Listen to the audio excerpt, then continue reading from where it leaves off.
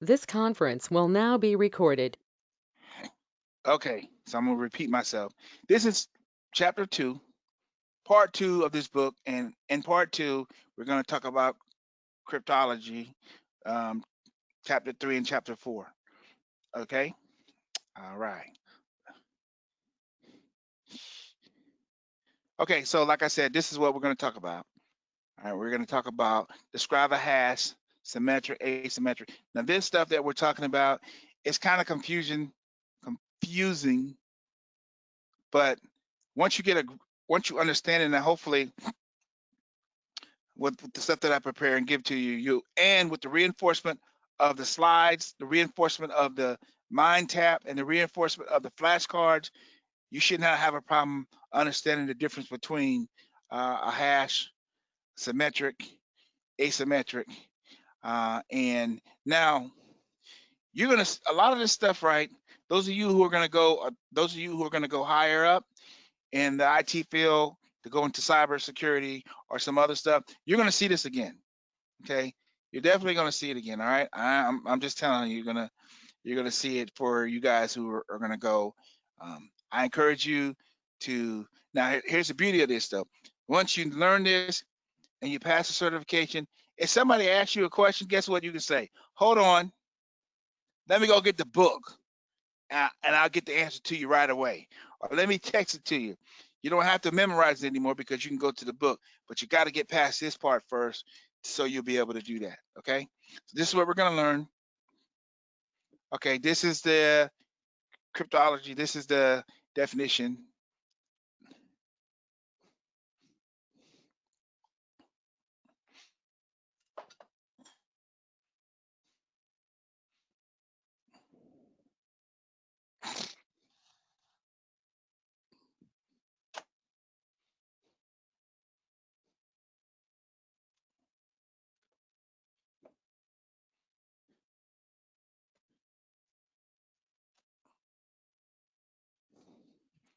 Okay, pretty straightforward. Allows us to have confidentiality of data, but cryptology also allows some of our other capabilities, such as authentication and access control. Why is authentication so important? Why is everybody? Why is authentication so important? Anybody? Why is authentication important? So we know What who we're talking to. exactly? They're legit. Okay. Also, too, you just think about this. For y'all that were in the military or working for a company or whatever, um, what else needs to authenticate when you're talking about a computer? Like when you get on your computer, right? You're expected to be able to just go on the internet. Now, I'm not Log talking into different about. accounts. Go ahead. Go ahead. I was saying log into different accounts like the group policies and stuff like that, and the Correct. Active Directory. Correct. You're expected to be able to. Um, you you expect it to go ahead and already have what it needs to have. But just like authentication, when you authenticate, your computer has to authenticate. Also, when you stick your Ethernet cable into the port, right? If it doesn't authenticate, you get no service. It's very important. Authentication is very important in everything. Just like when you put your credit card in or slide your credit card, it's doing, in the background is running around saying, okay, we're going to check this. If it doesn't have a handshake and it doesn't say this is who you say you are, guess what? You get nothing. Stick your card in the bank and put it in the teller, and you put the pin in, and it gives you like 3 chances, and you mess it up, it takes your card. Why? Because you didn't authenticate. If you don't authenticate, you get nothing. All right. This is a word that you're definitely going to see a whole lot. Authentication, and everything that you do a lot when it deals with computers. You're going to have to authenticate. When you log into your computer, you're going to authenticate. It authenticates to say you are who you say you are. Okay. And if you're not who you say you are, then guess what's going to happen? You're not getting in. Okay. All right. I put this on here, this slide right here, because this is what this is. Cryptology is dealing with a lot of math. A lot of little, like, calculus and discrete math, all kind of stuff, right? And to get the authentication, to get where it needs to get, it's dealing with math. All right, very complex stuff that happens, and we're not gonna get too much into this, but it really gets into math and how they come up with how they do this, how it happens so quick. But this is some of the stuff that it does. I took a class in when I was in college. I took a class. I think it was my I think it was my Calc 3 class, whatever, discrete math, something like that. And you have to deal with all this stuff, and the higher math you go up, the more stuff you have to learn. But what I'm trying to tell you is when they come up with this authentication, when they come up with this, and as we get into this, it's math. It's math. How does it know that you are who you are? And how does it know to give you this specific authentication? How does it know? How does it work so fast? And like I said, this is one of these topics where you can go on and on, which I'm not going to do that, because this is not the class for it. Those of you who are going to go up to keep going, then believe me, you're going to see it. Okay, but I just wanted to show you, give you an idea of what they do and how they come up with those terms. Okay, here is just another slide that kind of brings it all together. I'm trying to bring it all together. There's one word. There's one word on this slide that you're going to see a whole lot. Can anybody tell me which one it is? Would it be non-repudiation? Man, oh man. Yes, indeedy. And for those of you who have never heard this word before, you cannot deny that you are the one who did, because your digital signature is your digital signature. You cannot deny that it was you. Okay, non-repudiation. Get that word in your spirit, in your soul, in your head, because you're going to hear it a whole lot. Non-repudiation. That's going to be our favorite word in this class. You cannot deny that it was not you. That's what non-repudiation means. You cannot deny. You cannot deny. All right. You're going to see it again. I told you we talked about confidentiality and authentication and access control. Just like I told you, access control list is, if you don't have access to get into whatever it is you're trying to get into, you're not getting in. Okay, that's why they have guards that even when you go out, if you go to the club or whatever, what are they doing? They're checking what? Your IDs, right? Why? Because they know if they check your ID, I mean, if you try to get in, you don't have the proper ID, you're not getting in. It's all about authentication, man. All about authentication. You can't get away from it. We just deal with it more in computers, but you can't get away with authentication and non-repudiation. Remember that word, you're going to hear it again. So you have confidentiality, authentication, control, non-repudiation, and integrity. All right, in the army or the other services, or the part of your, when you write up somebody, do their NCOAR, OER, whatever, integrity is one of the big things. And do you need integrity as do you think you need integrity as a computer person? You think you need it? Why do you think you need integrity as a computer person? Somebody give me an example. You're entrusted to do the right thing on the network, whether it's just, regular network, classified, top secret, whatever. And that's a great example. Also, what else? You have access to people's information. Yes, that right there. Okay, so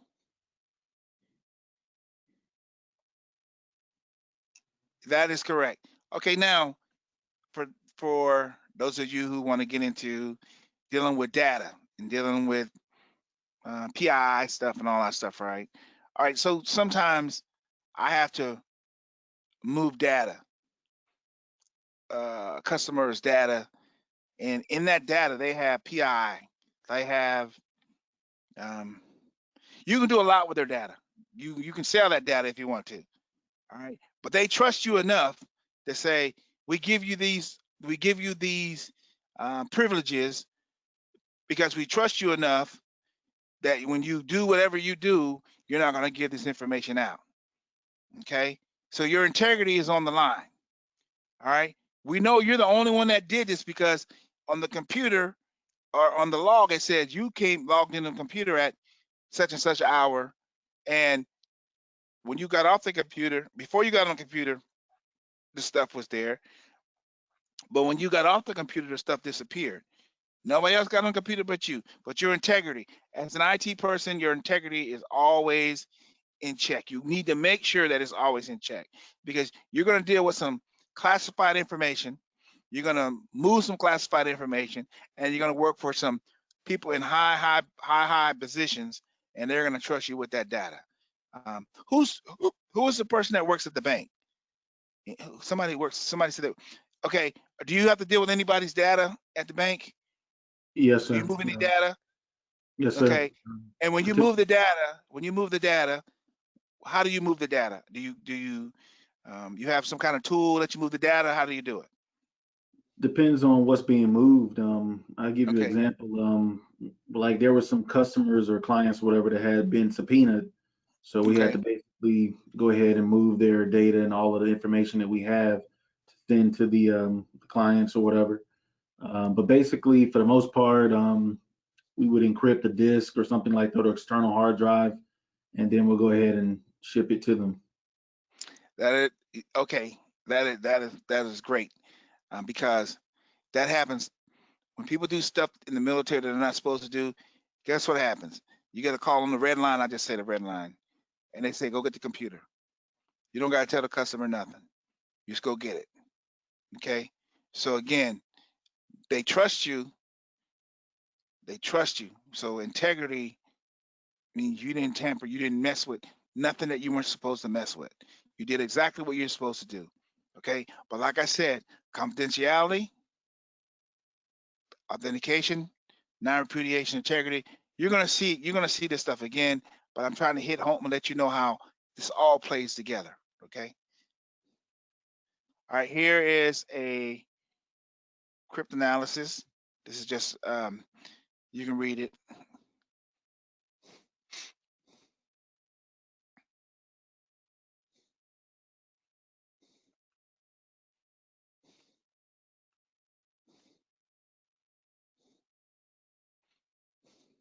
Okay.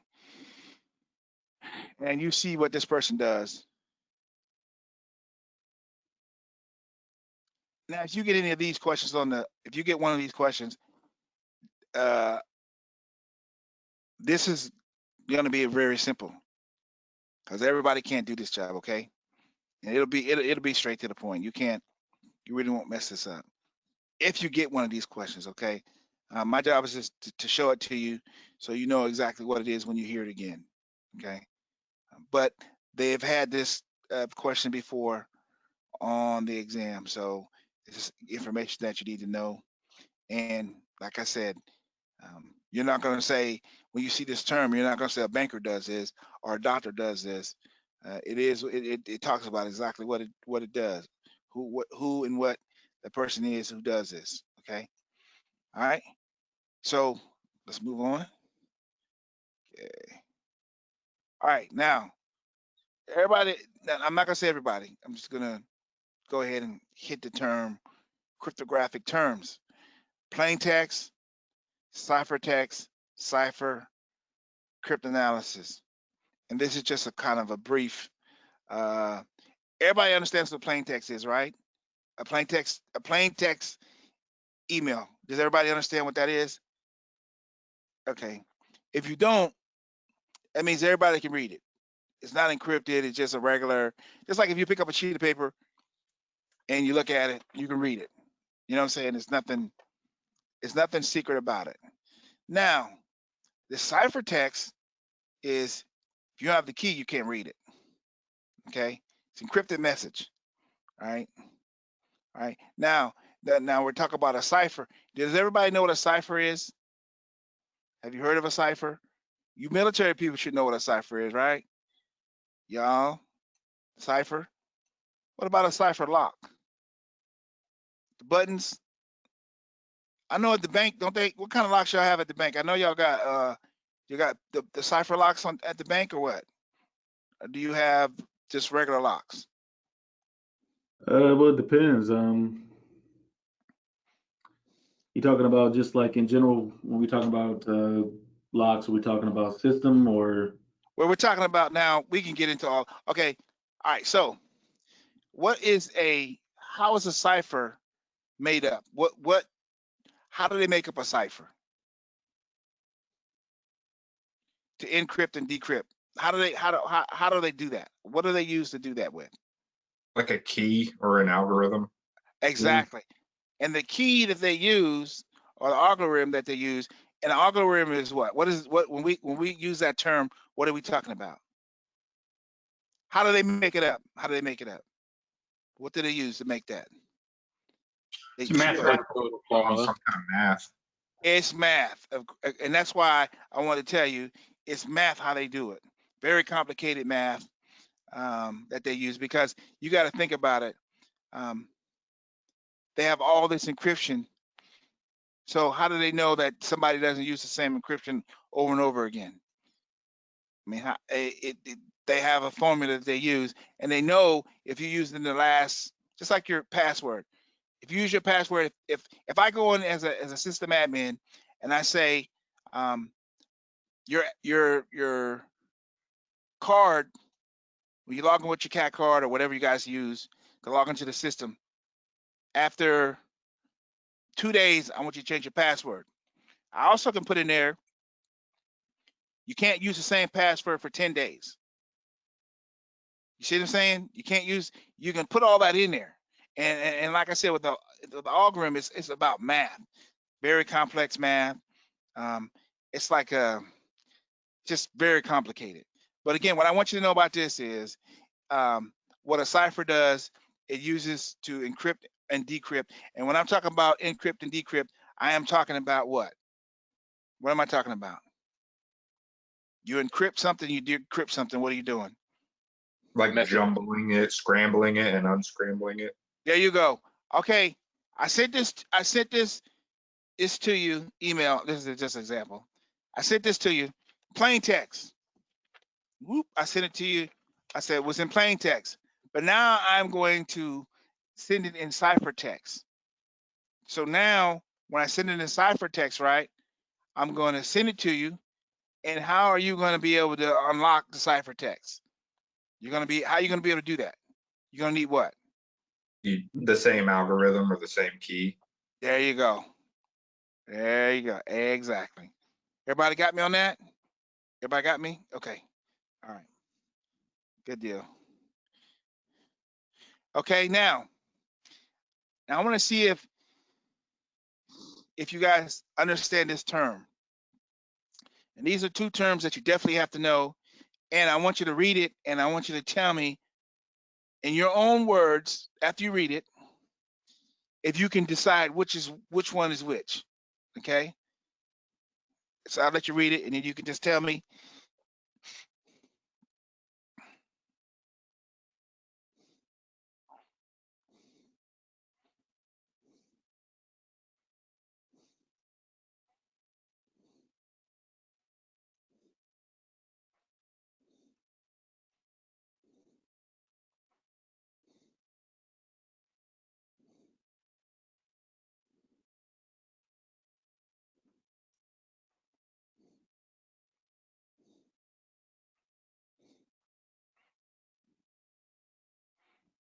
Okay. You guys got it? All right. So you see confusion and you see diffusion. In your own words, what does it mean to you guys? Confusion and diffusion. What does it mean?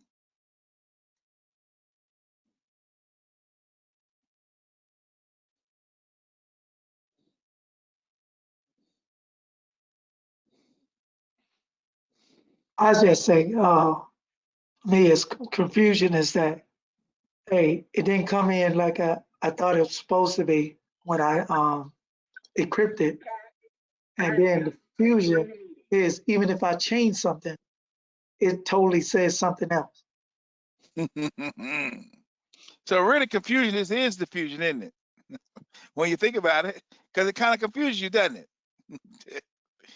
when you think about confusion, like I said, it means that the data that we have encrypted looks drastically different than the plain text that we begin with. So I gave you this example.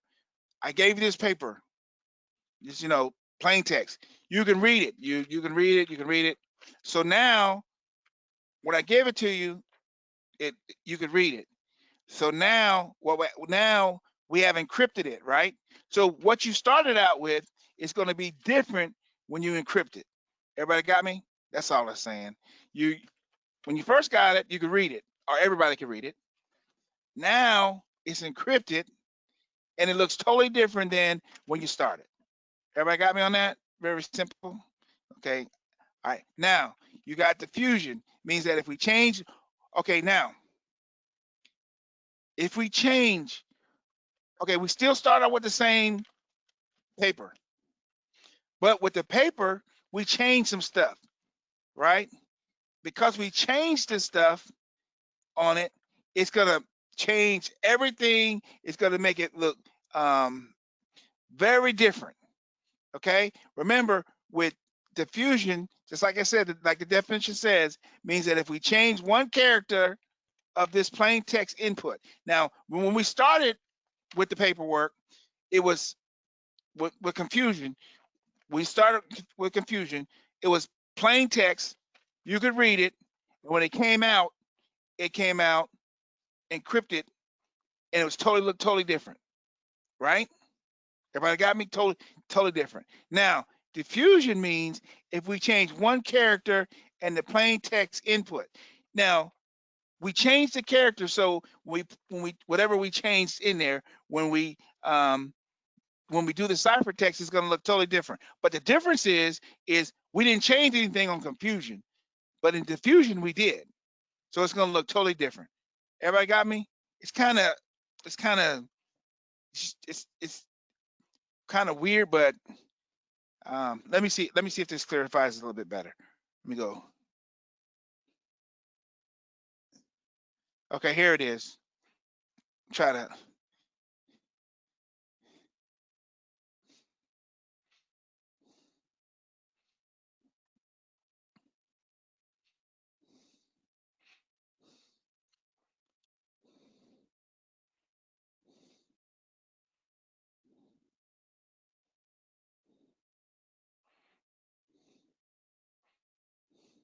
Okay, so look at the last two bullets on confusion and diffusion.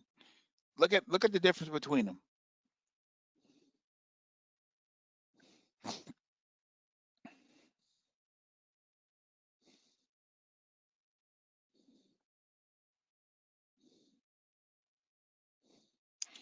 These two, confusion and diffusion, these are two terms that mess people up, but you just have to figure out a way to know the difference. Now, if you look at the last two bullets on confusion, confusion says if a single bit in the key is changed, most of all the bits in the cipher will also change. But in diffusion, if a single symbol is changed, symbol in plain text is changed, several of all the symbols in the ciphertext will also change. So when you read this, what do you see? What do you see? What's the difference between confusion and diffusion on these last two bullets? Is a One is symbol like changing, a punctuation mark? Yeah. Yeah. So what like I said, what you want to do, right, is remember, just use, if you get confused, just take a sheet of paper and say,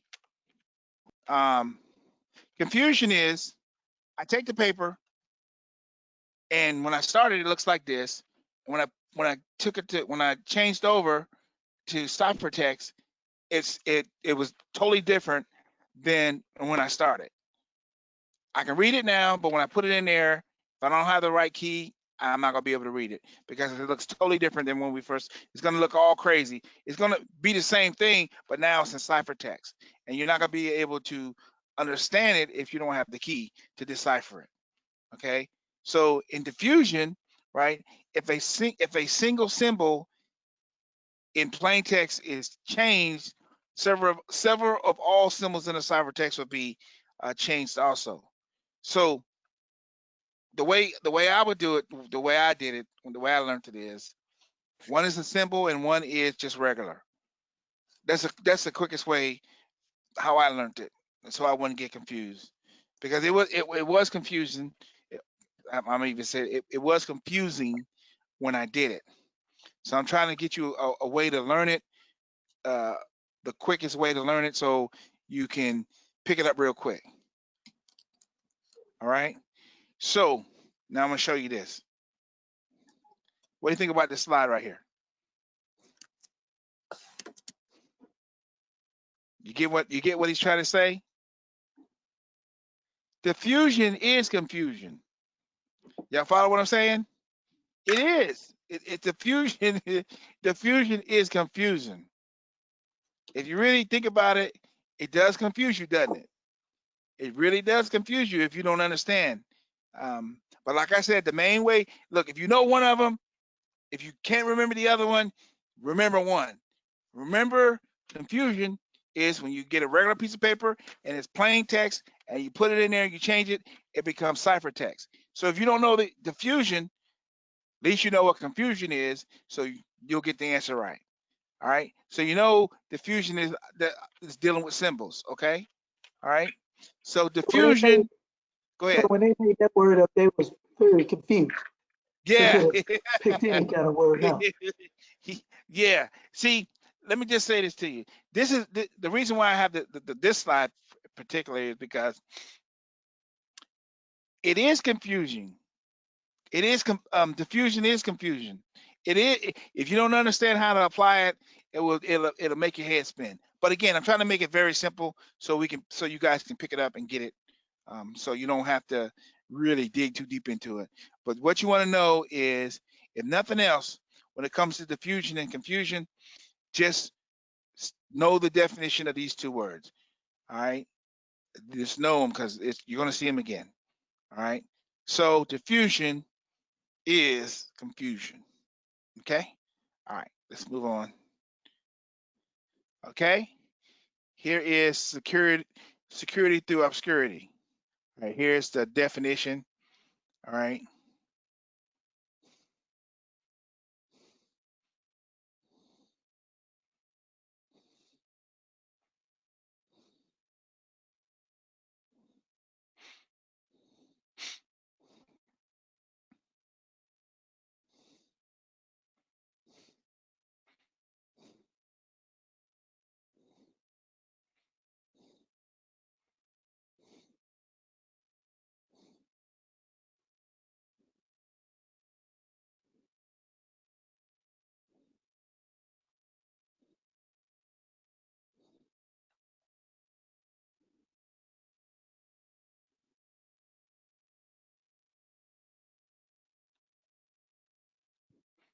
Okay.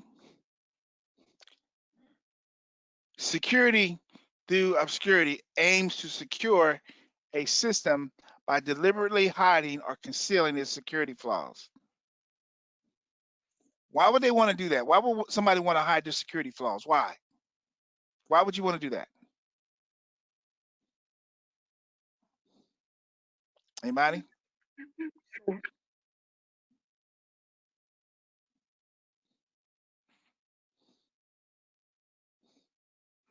You want So to hide nobody your, can hack in. huh? So nobody can hack into your system. Exactly. They don't discover your flaws. Yep. Because you know what? When somebody finds out what your flaws are, what happens? They prey on that weakness. They get Oh, exactly. Oh man. Oh man, yeah, yes indeedy. If they play, um. So really, obscurity also means keeping the underlying system security loopholes a secret to all but the most important stakeholders. Now you got to tell the people who are backing you. You got to tell them, hey, look, we got this problem, and it's not fixed yet, but we want you to know that we got this problem right here, and we have to fix it. So the people that are backing you are the people that are behind the. Okay, so let me just be this. This will be a lot better. All right, so you're at work and you notice something wrong with the system, like you said, and and doing your scans and doing your day-to-day operations, you find out that there's a hole, not a literal hole, but there's a way that people can get into your system by backdooring using a L word or something, a code, and but it's not fixed yet. But only you found it. Only certain you're the only one that knows that there's a flaw in the system. So you have to tell your higher ups that there's a flaw in the system, because say you don't tell them, and then all this stuff starts happening, you knew about it. You know what's gonna happen. You're gonna get, what are they gonna do to you? You'll be out the door. We'll be out the door. So it behooves you to let your higher ups know, and then it's up to them to do what they're gonna do. And more than likely, they're gonna keep it a secret. Okay, they're gonna keep it a secret. They're gonna want everybody to know what they're doing. Okay.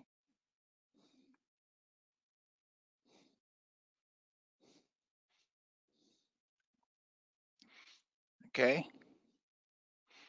It's just some. Now I'll let you look at it real quick.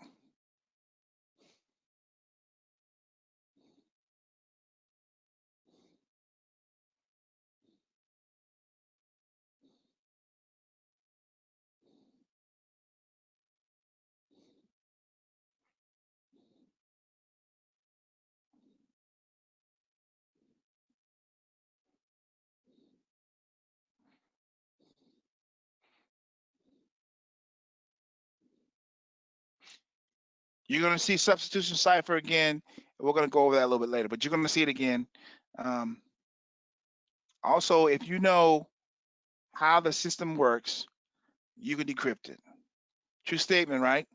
If you know how something works, you can figure out how to take it down, can't you? You can do it. If they don't plug the hole, you can figure out how to take it down. Okay. The substitution cipher is something that you're going to have to know, but we're going to go into a little bit more. Security should exist even if the attacker knows everything about your system. Is that a correct statement? Is that a true statement? Is that a true statement?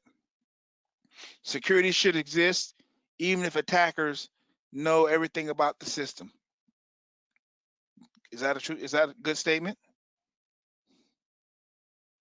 Should they? I mean, True should you? statement. Go ahead. It's a true statement Uh-huh. because you can always improve security. Yeah. Yep. So again, the key to what I want you to know about this is that if you know how the system works, you can decrypt it. If you know how the system works, you can decrypt it. Okay? What I want you to know. And the substitution cipher, which we'll get into that later. Okay. All right. So what do you think about this slide I got? You got the hacker and you got obscurity. What am I trying to tell you with this slide? What am I telling you? You can't see it coming. Basically, obscurity is you can't see, but the hacker tries to hack into the system, but Correct. because of obscurity, he can't decipher or decode the message or the information that he's trying to get to. And That is so type of blocker comes in and gets him. that is correct. That is very, that man, that's good. That's good. I like that. That's good. That's good. How about this one?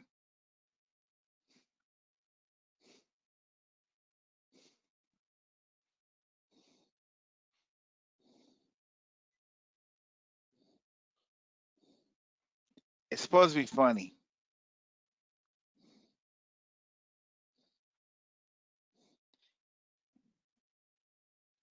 Okay. You're thinking no It's one like will find the password, right? key. Yeah. You're thinking no one will find the key. You just put it under your doormat. Duh. Everybody's gonna look under your doormat. You get what I'm saying? It's Yep. not you're not really doing anything um, to keep your stuff secure because people are gonna look under your doormat. They're gonna they're gonna look under your doormat. They're gonna look over the top of your door, behind the flower pot. Those are the things that most people are gonna look for. So you're not very smart when you do this. Just like your password. Okay. 1, 2, 3, 4, 5, 6, 7, 8. 1, 2, 3, 4, 5, 6, 7, 8. If you do numbers consecutively, they're gonna figure it out. Okay. I just want you to take a look at that. All right. Now we have random numbers. Cryptology relies on randomness. All right. So I need you to just take a look at this. This is information to know. Some more information that you could that you need to know. And I'll let you look at it in a second. I mean, go ahead and look at it.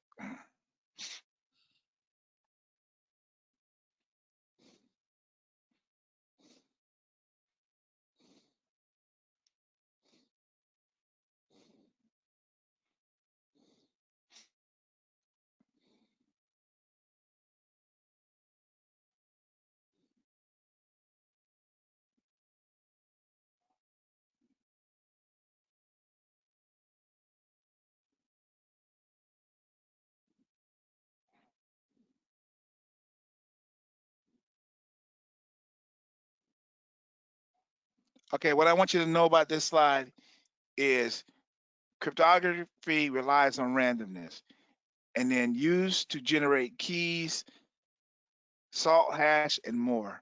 All right, random numbers generation. When we talk about random numbers, um, does it have to be how when we say random numbers, are we talking like 1 through 8, 1 through 9, or what are we talking about? And then how does random numbers work when you're dealing with cryptography? How does it work? Anybody? When you think of random, what do you think of? Random. When something is random, what you think of? Could be anything. Could be anything. Now, it could be anything, but how do you get it to be anything? You got to have some kind of tool, right? You got to have some kind of mechanism in place to make it where um, when one person does it, it's one thing. When another person does it, it's a different thing. So there's got to be some kind of mechanism, some kind of software, some kind of something to make it random, right? Because it can't be random all by itself. Something has to be set up to cause it to be random. Okay. And that's what cryptology relies on, randomness. Okay. All right.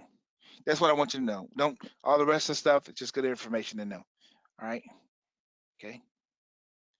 All right. Symmetric encryption. Definitely got to know this. Definitely got to know this. All right. I'll let you read the slide. You got to know this symmetric encryption.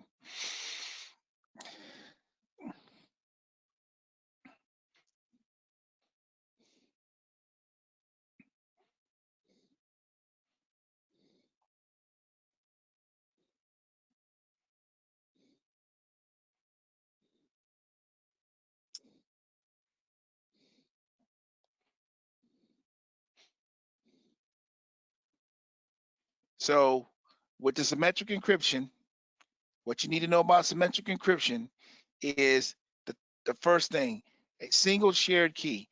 The key does both. The key does both. Okay. The symmetric encryption, the key encrypts with the key and decrypts with the same key. Remember that. Symmetric encryption encrypts with the key and decrypts with the key. Okay. Encrypts and decrypts with the same key. You do not need 2 keys, you only need 1. And it does the same thing, okay? So symmetric encryption does encrypt and decrypt with the same key, a single shared key, all right? Single shared key that does encryption and decryption. I keep saying it because you're going to see it again. This is, okay? Here's another, at the bottom you see very fast to use, less overhead than asymmetric encryption. So if symmetric has 1 key, asymmetric has what? 1 is very fast and 1 is going to be what? Slower. Why? Got 2 keys. There you go. That is it. That is right there. So symmetric encryption, 1 key. It encrypts and decrypts. Okay, it's very fast and less overhead than asymmetric encryption. Okay, and let's see what happens. All right, here's symmetric encryption. This is what it looks like. You got your plain text, right? You start out. Remember, I told you with a piece of paper. You start out with a piece of paper. Okay, then you encrypt it, right? It encrypts and it turns to ciphertext. You see that, the ciphertext, you see what it looks like? It looks crazy, doesn't it? All right, the ciphertext, it does crazy. Now, then the same key decrypts it. So whatever you started out with, when you get to, when it decrypts it, on the other end is going to be the same. Everybody got me? So remember, symmetric encryption uses 1 key to encrypt, to decrypt and encrypt. Okay, so you're going to use 1 key to decrypt, and the other one is going to, encrypt, and the other one is just going to decrypt. So symmetric key, plain text, encrypts, ciphertext, decrypts, and then turns back to plain text. All right, so remember, symmetric encryption. 1 key does it all. So if we're talking about 1 key does it all, there has to be another one. And here's the other one. Asymmetric encryption. This is what asymmetric encryption does.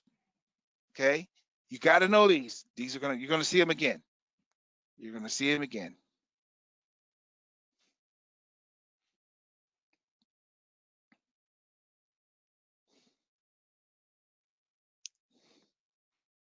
You're gonna see these again. So to put it in a nutshell, you got symmetric encryption, 1 key.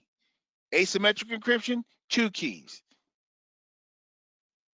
What symmetric can do with 1 key, it takes asymmetric to do it with 2 keys. Everybody got me on that? Saying it again because you're gonna need to know this. This is something that you have to know. Okay, you got symmetric, asymmetric. Okay.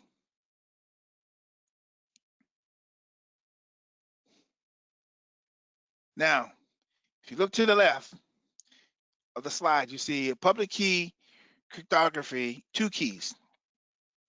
You have the private key that keeps this private. Then you have the public key. Anyone can see this key and give it away. But your private key is your private key. Okay? Your private key is your private key, and your public key is your public key.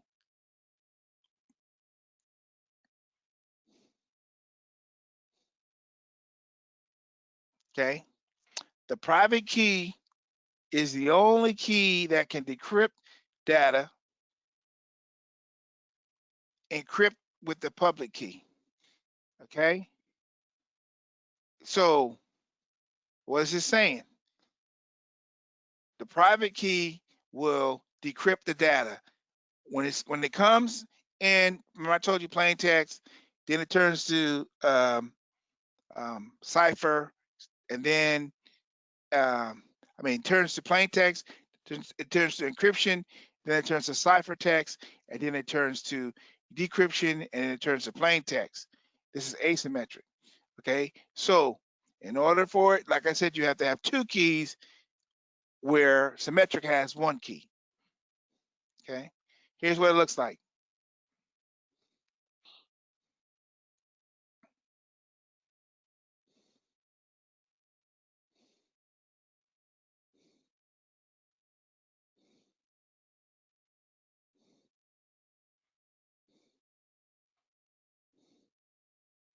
Okay, everybody good with that? Y'all see that? Everybody good with that? Everybody? Okay, and you're gonna hear so much, it'll be easy for you. Okay, it'll be symmetric, asymmetric. It seemed like because it's symmetric, and if you go by the alphabet, A should be first, but it's not like that. So don't get it mixed up. Okay, symmetric one key, asymmetric two keys. Okay, plain text,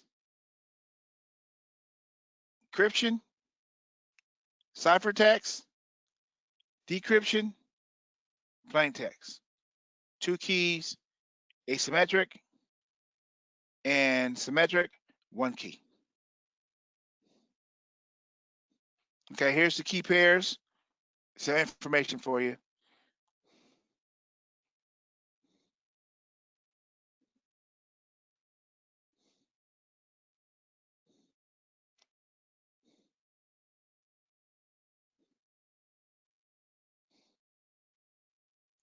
Now, the public key.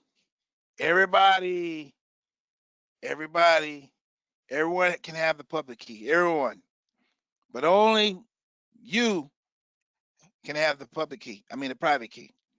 Okay. In this case, they use Alice. Alice is the only one who has the private key. Everybody else can have the public key, but Alice is the only one that has the private key. Okay. She's the only one that has the private key.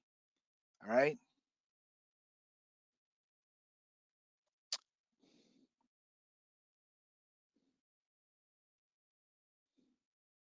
Remember I told you lots and lots of math, lots and lots of math. Okay. Lots and lots of math. All right. Remember what I said about asymmetric and symmetric. Okay. Here is just some more stuff. Use public and private key cryptography to create symmetric keys. And why I put math is powerful, because in order to do this, you have to have math. Okay. We're not gonna get into that, but just know that math is involved. Okay. We can move on to past this. All right, now you got the elliptical curve cryptology ECC. I'll let you read it.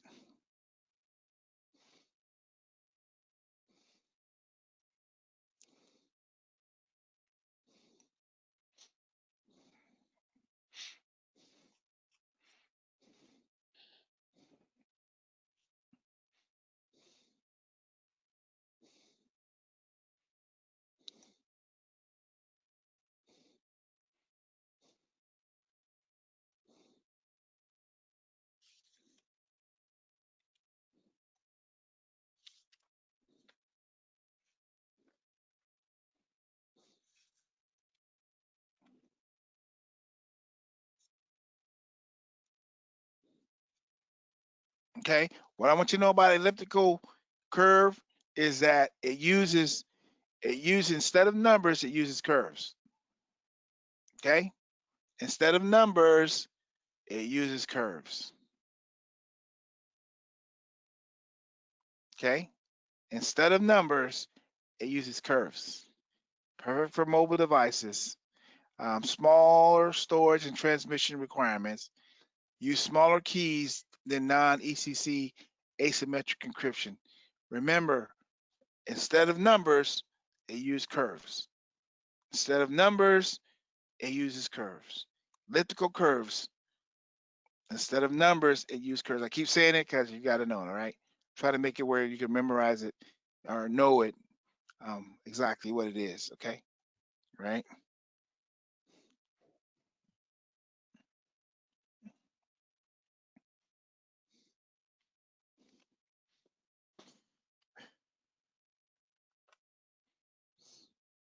Okay, so let's move on. All right, a hash. A hash. Anybody ever heard of a hash before?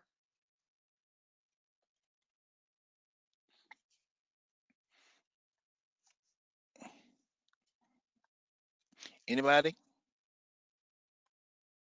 In programming. Yeah, Yes. yeah. Definitely in programming. Yeah, definitely in programming. Okay. And why do you? Okay, so in programming, why do you use a hash? What's the reason? I don't remember. So a hash is a digital fingerprint of a file or whatever you're trying to put together. And what else? What else does it do? Isn't it for searching stuff? If I Okay. remember the chapter correctly, like in a database. Okay. So, all right. So if you have a hash, right? What? Okay. When you have a hash, right? Let's just look at what it says. It's simple. It's simply a number created by executing a hash or logarithm against data, such as a file or a message. For example, if a data it never changes, the resulting hash will always be the same. So what does that tell y'all right there? The hash. What does it tell you about the hash? It's always going to be the same. Well, now, Follow the average. It'll only now, change if the data changes. exactly. So if you started out one way, it should be the same when you finish, shouldn't it? Unless somebody tampered with it, right? That's what I want you to get. That's what I want you to get. If somebody tampered with the hash, you're going to know it because it started out one way, but when it got to you, it was not the same. Let me give you an example of another way, just a very simple. All right, you guys know when you go on a computer and you look at files, people don't really, but if you're a computer person, you're going to look at this kind of stuff. All right, so you get a file. The person sends you a file, and then the KBs of the file is, let's say, 150 KBs, right? He said he sent you a 150 KB file, but when you get the file, it's only 40. Think somebody messed with it? Something happened, right? So you gotta. So you gotta. I'm trying to make it simple. So something happened. Why we started out with 150, but when I got it, it was 40. So something happened. And here's another example. You know how you guys move data, right? You move data from one computer to the other computer, right? And when you get ready to move the data, you go to the user's profile and you look at the user's profile. You can click on properties and it tells you how much data they have, right? How much data, like they got 300 gigs of data. So when you're transferring the data from one to another, to the other backup, when you finish, you started out with 300 gigs of data. That's what the customer told you. But when you finished, you had 200. Something is missing, right? So I'm trying to make it as simple where a hash is saying you start one way, you better end the same way. Okay? But if you don't, if you start the hash one way and you end up the hash with a different, and it comes out different, then you know somebody done tampered with it. Okay? So by comparing hash created at two different times, you can determine if the original data is the same, if the hashes are different. The data has changed. Everybody got me on that? Got to know this. Everybody got me? So the hash starts one way, it's supposed to end the same way. It cannot. If it starts one way, it has to end one way. I mean, the same way that it started. If not, that means it's been tampered with. Okay. Everybody good with that? Don't want to beat it up, but everybody okay. I'm gonna beat it up. Okay. Here's another. It's just another slide um, to show you. Try to break it down a little bit better.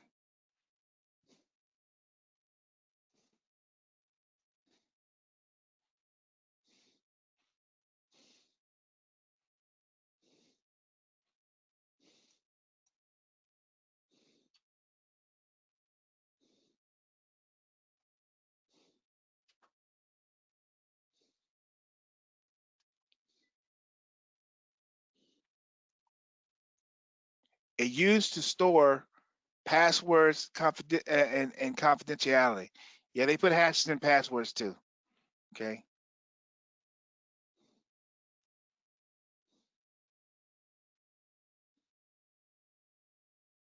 Can be a digital signature, authentication, non-repudiation, and check. Remember I told you go see it again? Okay.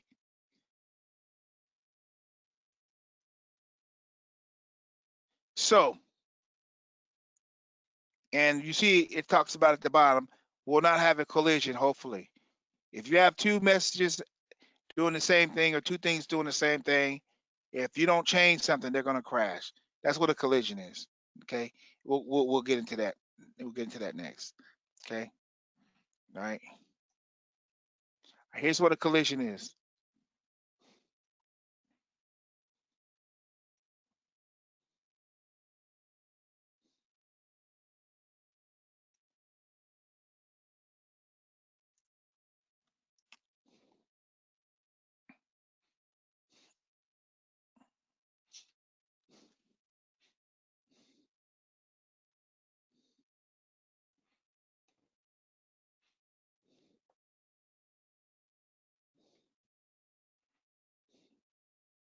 Okay. What I want you to look at this is the hash should be unique.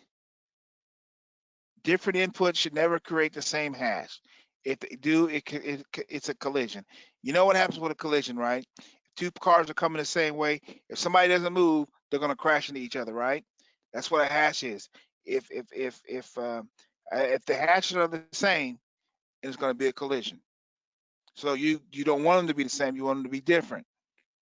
So think of a collision as if somebody doesn't change lanes and they're coming at each other, then they're gonna crash each other. It's gonna become a collision. Okay, that's how you have to remember some of these terms. You have to figure out a way to don't dig too deep because you don't have to dig so deep in this class. As you go up, you'll dig deeper. But this you just need to know what a hash is, right? What a collision is. How does a hash work? Okay, and should hashes be unique? Yes, they should. They shouldn't be the same because if you have two hashes of the same, it's gonna cause a collision. Okay. All right. Okay. All right. Let's move on. Any questions so far? This this is one of the this is the stuff that it kind of gets you confused, but we're gonna try to dig into it and make it so you can understand it better. All right. Here's a practical hashing, and like I was telling you, a practical hashing verify a downloaded file. Hashes may be provided on the download site. Compare the download file hash with the posted hash value. Password storage. Instead of storing the password, store the hash. Compare hashes during the authentication process. Nobody ever knows your actual password. Everybody follow me? If the hash changes, that means somebody has messed with it. Somebody has tampered with it.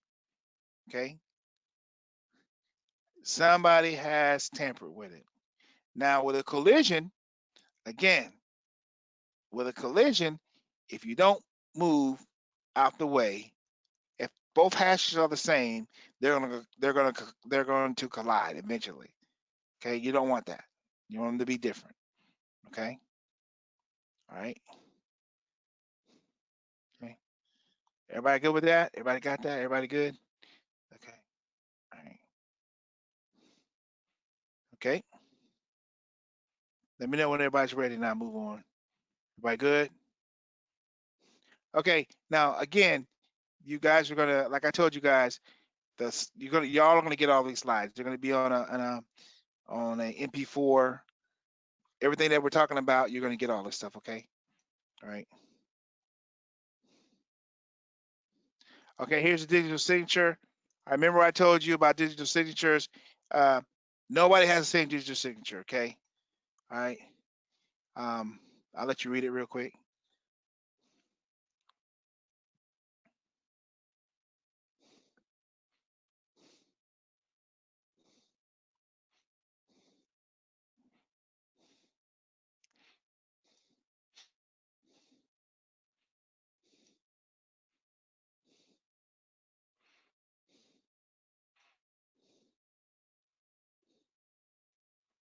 And you guys see with the digital signature, right?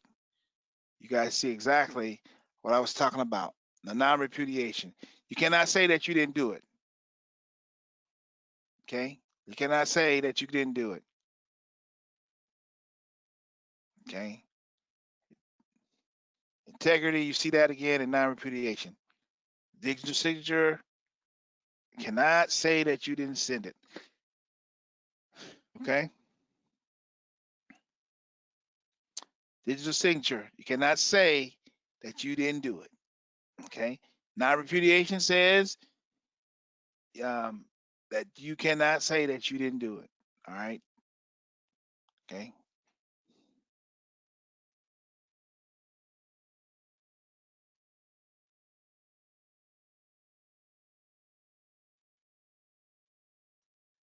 Okay?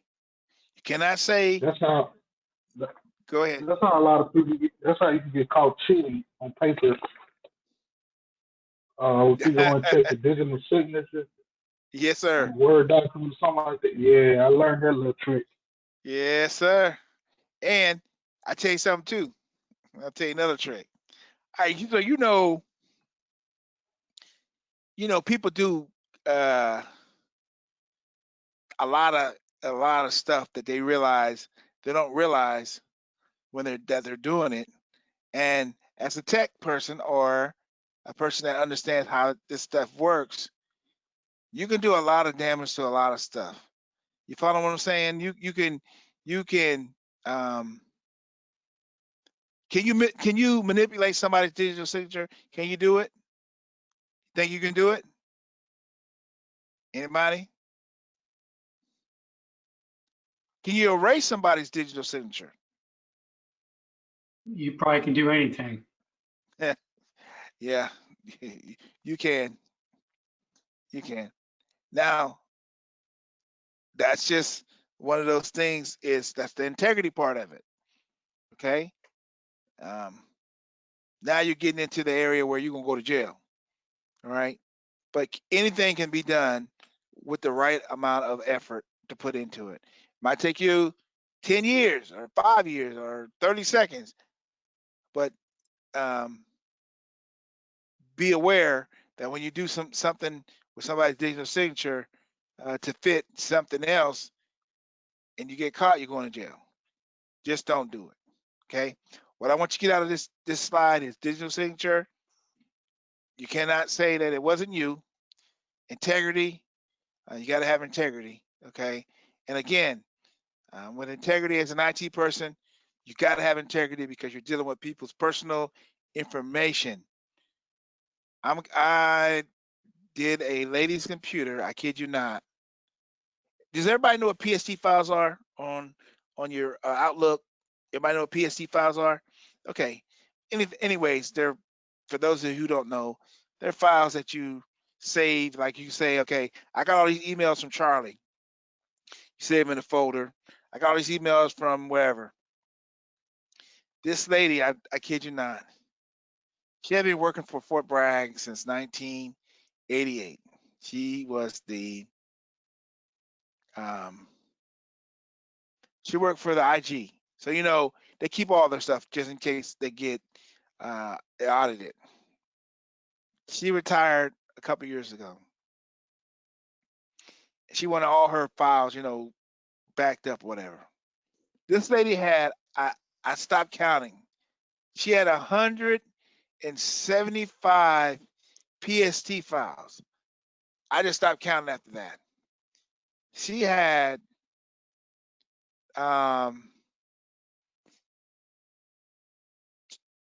let's say 2.5 or 3 terabytes full of data. That's a lot of data, isn't it? That's a lot of data. And here's the thing. Now okay, I backed everything up and I put it on a disk.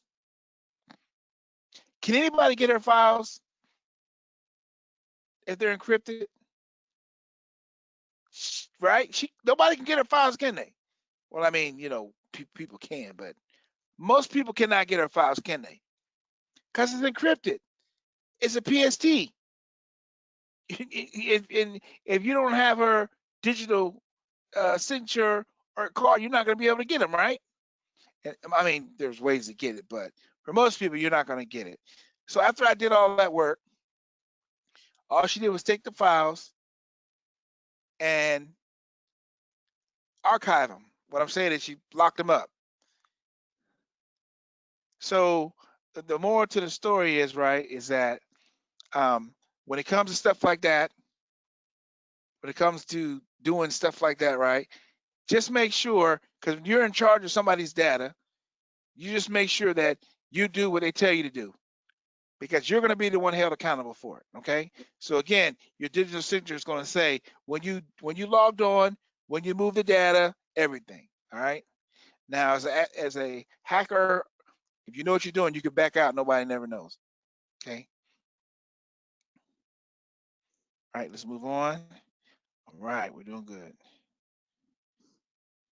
Okay. All right. So what I want you to get out of this right here is cryptographic nonce.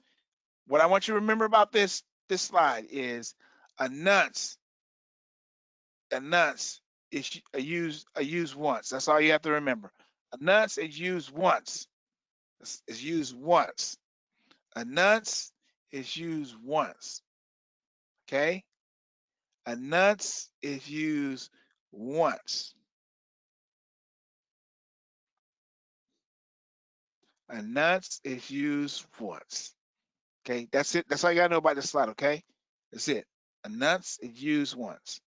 All right, I'm gonna move on. That's all you have to know. A nonce is used once. Okay? All right. Now, you see at the top it says a type of nonce used for randomization on encryption schemes. All right. Used in encryption, cipher, WEP, and older SSL implementations. Okay. When we get into WEP, SSL, now when you go to the bank or when you log onto your banking site, what encryption are you using? Are you using SSL or TLS? Anybody know? Does anybody ever look at that? The one who works in the bank, are you guys using SSL or TLS? Which one are you using? TLS. And why? I know Better we encryption. around did some things with the browser securities. There you go. And then SSL is going out the window. Okay, that's the real reason. The SSL is TLS is taking over. SSL is older and it's still around, as you guys know, but TLS is taking over. That's the reason. Okay, if you go on when you get on your computer, if you go to internet, I think it's settings, and you go in there and you can look at TLS1, TLS2, TLS 1.2. You know, some sites require you to have those things checked. Okay, all right. So that's the reason, all right? So remember, with a nonce, you only use it once. Okay, you only use it once. All right. Okay. So let's move on. Now this one right here, the salt. Got to know what the salt is. Okay, I'll let you read it.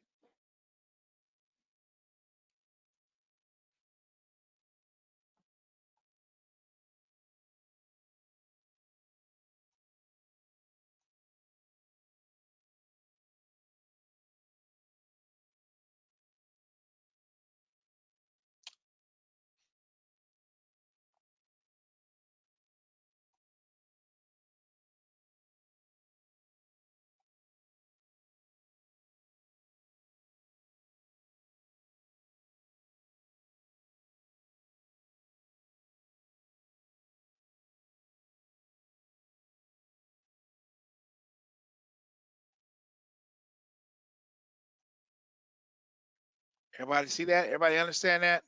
What a salt is? What salt is? What it does for your password?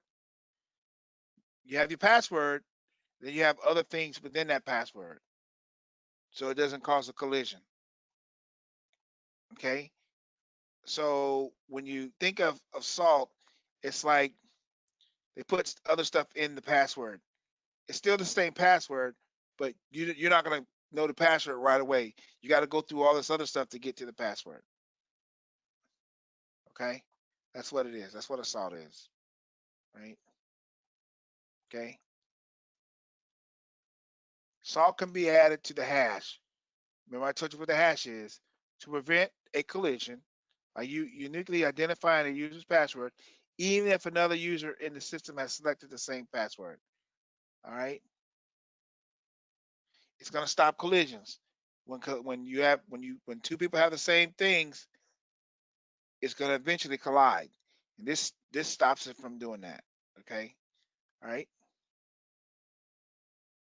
I told you about a nonce. This is what a nonce is, but again, a nonce is exactly what it is. All right. It's only the term itself stands for number used once. It's only used once. That's all you got to remember with this one. It's only used once. When you hear the term, you're gonna know it because nobody else, no other term is gonna stand out like this. A nonce, you only use it once. Okay.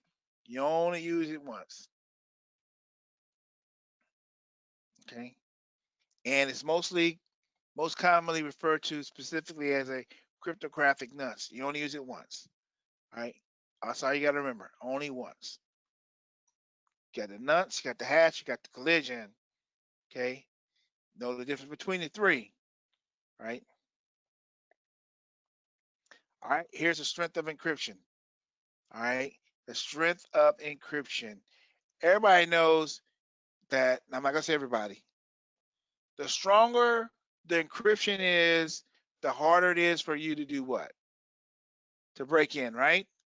The harder your password is to break, the harder it is to get in.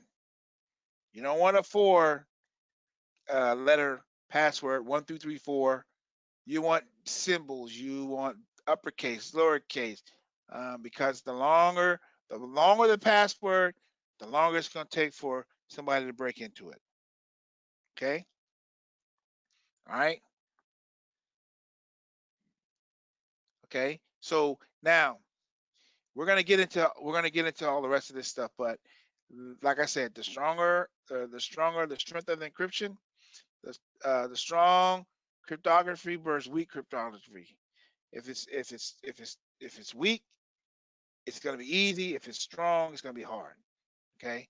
And like I said, there's gonna be, like we talk about, PGP, AES, DES down there, WEP design flaws. Okay.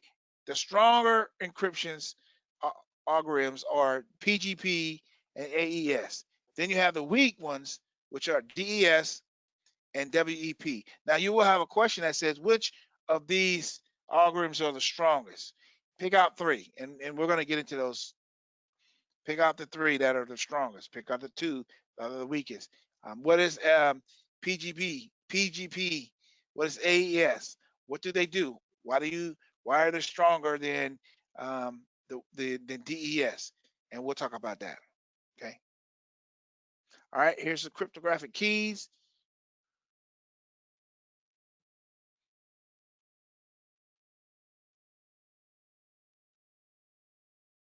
And like I told you, with the keys, encrypted data, hash values, digital. Remember, you can't get away from it. It's all tied in together. It's all tied in together. All of it. The hash, the nonce, the salt, the collisions, digital signature, authentication, integrity, all of it is in there.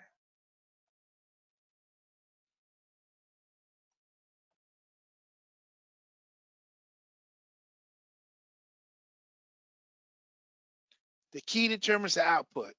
Encrypted data, hash values, digital signatures.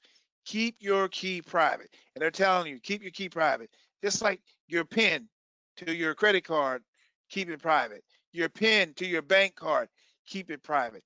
Anything that has a PIN that you don't want anybody to know, you keep it private. Okay? Keep it secret. Keep it secret. Don't let nobody else know what it is. Okay? Encrypted data, hash values, digital signature. Like I told you, with the digital signature, non-repudiation, you cannot say that you didn't do it because your digital signature is all over it. So you can't say you didn't do it because we got proof that you did do it. Okay? Non-repudiation. All right? All right. The key strength. The stronger the key, the harder it is.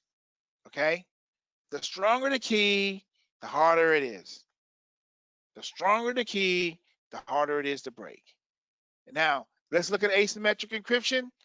Symmetric encryption, asymmetric encryption. If you look at I'll let you read it. Look, and something should stand out. Something should stand out to you with symmetric encryption and asymmetric. Something should look. You should see something that should stand out at you when you look at this.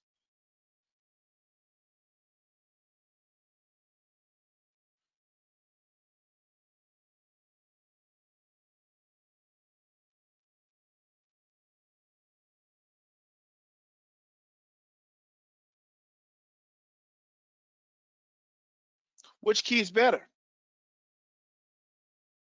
Symmetric encryption or asymmetric? Which one is better? Asymmetric. Right. You see that, right? So if somebody asks you about asymmetric and symmetric keys, you know that asymmetric is better. Also, you know what's the difference between symmetric? What's the difference between symmetric and asymmetric when it comes to keys? The size of them or the key length?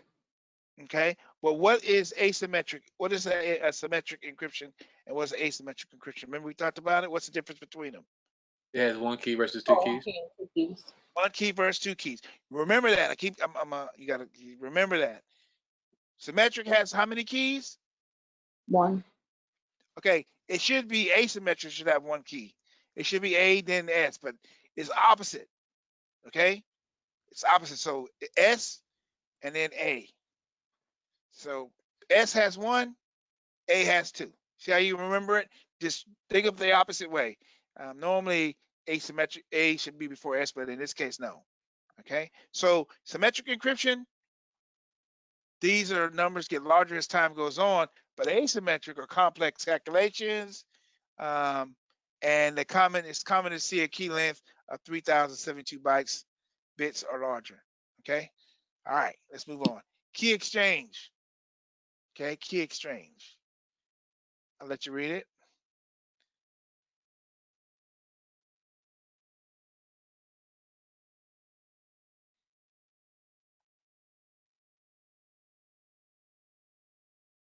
This is telling you how to do a key exchange, how you should do it, and the way to do it without getting in trouble.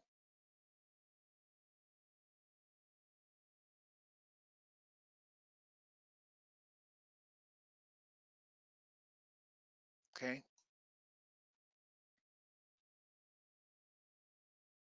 Did you put secret data in your privately owned POV? Should you? No. Okay. Now, can you put secret data in your government vehicle? Yes, you can, as long as you got a carrier card, as long as it's in a pouch, as long as it's covered. Okay, y'all know that you can't. There's specific ways you have to do it. If you don't do it that way, you're going to get in trouble.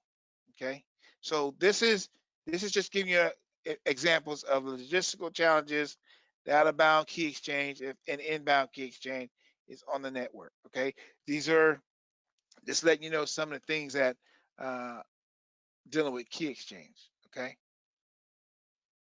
all right. This is on this one. Understand what key exchange is.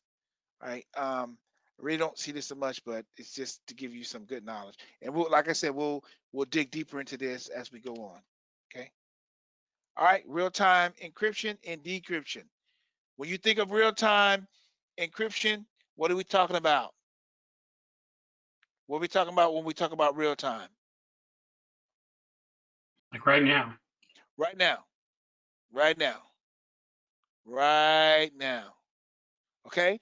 Then we're talking about real-time encryption and real-time decryption. We're talking about like right now. Okay, we're talking about right now. Everybody got me? Real-time encryption and decryption is talking about right now, without compromising the security part. Share a symmetric session key using a symmetric encryption. Implement session keys carefully. Need to be changed often. Need to be unpredictable. And like I said, with a randomness, it can't be the same. It has to be different, and that's what you want. And it has to be symmetric key. Like I told you, is which one is quicker, symmetric key or asymmetric key? Which one is quicker to use? Symmetric.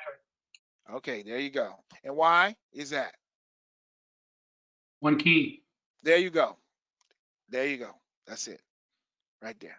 Okay. All right. Real time means now. Okay. Obfuscation. Have anybody ever heard of this word before? Okay, let me give you an example of this.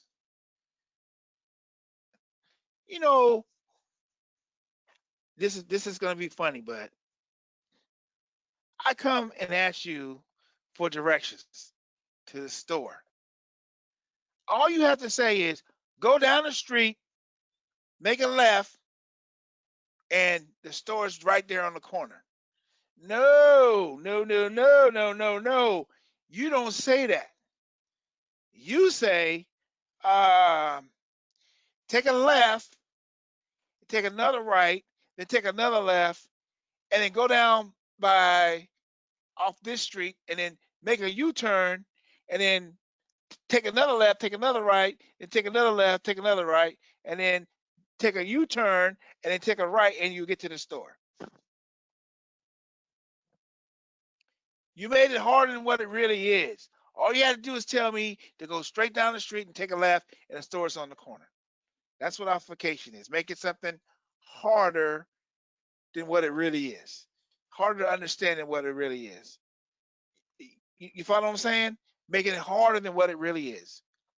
You don't have to, or you talk to somebody and you just want a simple answer, and they give you 3 bookloads of stuff, and you're like scratching your head saying, oh my God.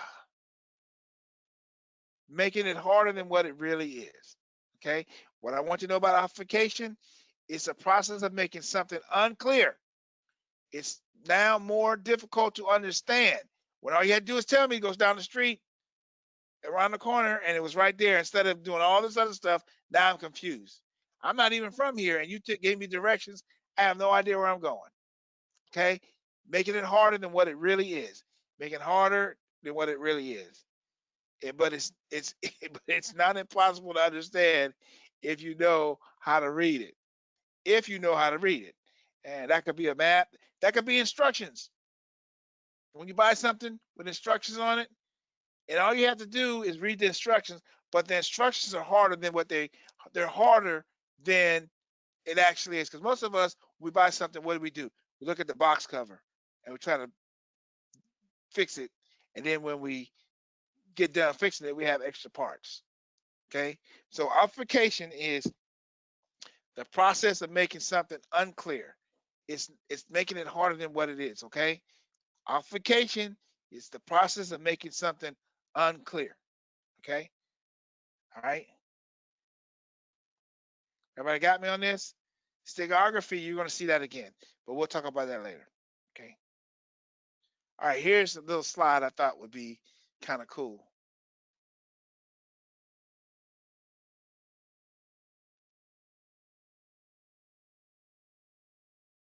Okay. Making something harder than what it is.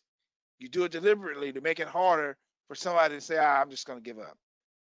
When all you have to say is the tree is green. But you went all the way around the block and you tie the tree, you do this and do this. Now, you making it deliberately making something difficult to understand. Remember what I'm telling you. We'll see this again. You will see this again. You see this again, okay? Okay? You will see it again. You will see it again. All right. All right. Now, has anybody ever heard of this? Steganography? Anybody? Do you know what it is? Anybody? Okay. Who has anybody had a TBI done before in the Army? Where okay.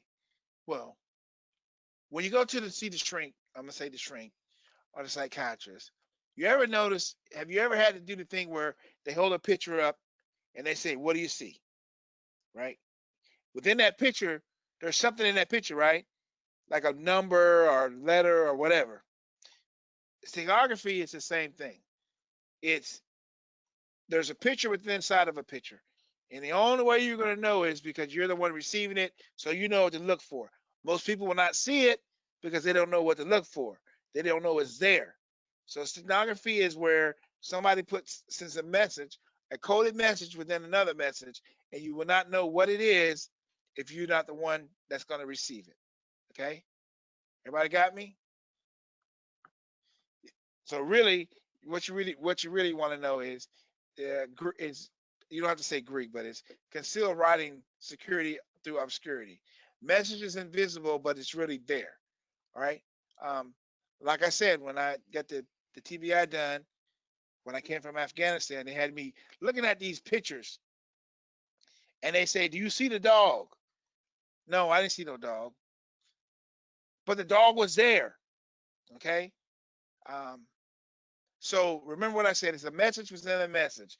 Okay. It's a message within a message, and you will not see it or you will not know that it's there unless you're the person that's saying, okay, this is for you. Only you know how to decipher it. Okay. Only you know how to decipher it. Remember, it's a concealed writing or a picture within a picture. Okay.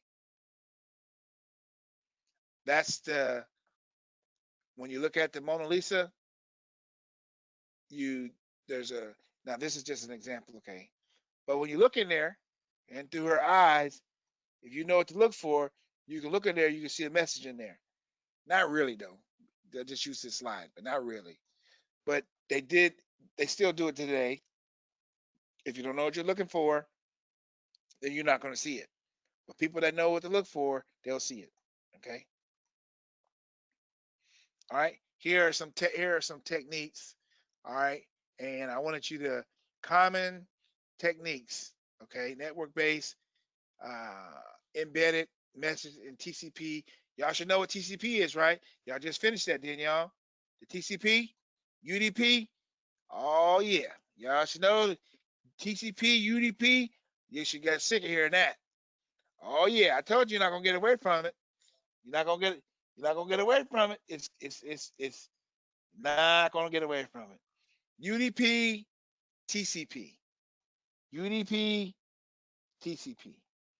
Oh yeah. All right.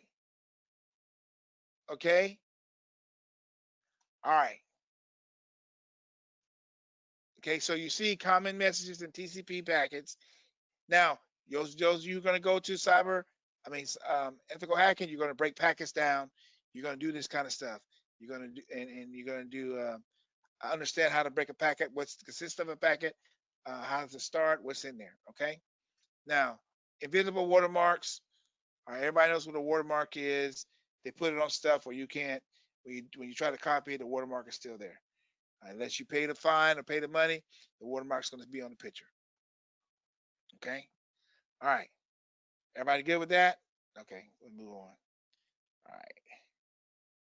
Here is the difference between steganography and cryptology. Here's the difference. You look on the left-hand side and you look on the right-hand side. They're two different things. All right, I'll give you a minute to look at it.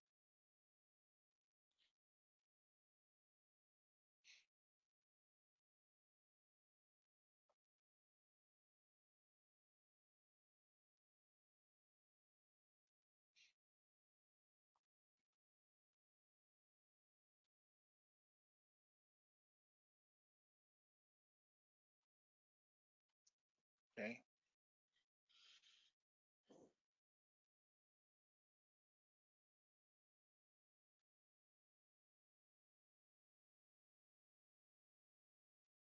So what I want you to get out of this slide is, for you all, this is really saying you understanding what the difference between steganography and cryptography is. So what you really need to know is what's the difference between them. And in this slide, it tells you the difference between them. Okay. We have to know all the difference between, everything. No, you just have to know Um, unknown messages passing, known messages passing. Remember, steganography is where it's a message within a message you don't even know it's there. Cryptography known is a message that you know that's passing. It's different. So really, like I said, the two, one is you don't know, the other one you do know. Okay, one you don't, one you know, the other one you don't know. Right. So on that note, it's 8:05. Let's we're gonna take a break for 10 minutes. Okay. All right. Come back at 8:15. Is that cool? Everybody good? Okay. So 8:15 we'll come back. Okay. All right. 8:15.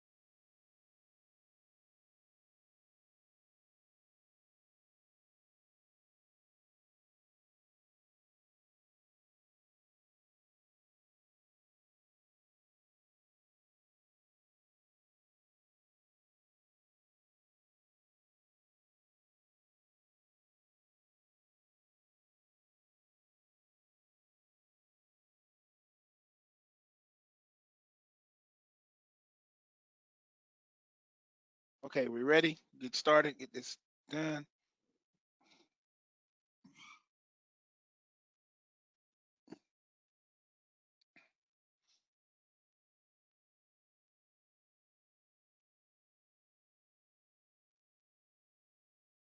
Okay, so we left off with the difference between steganography and cryptography.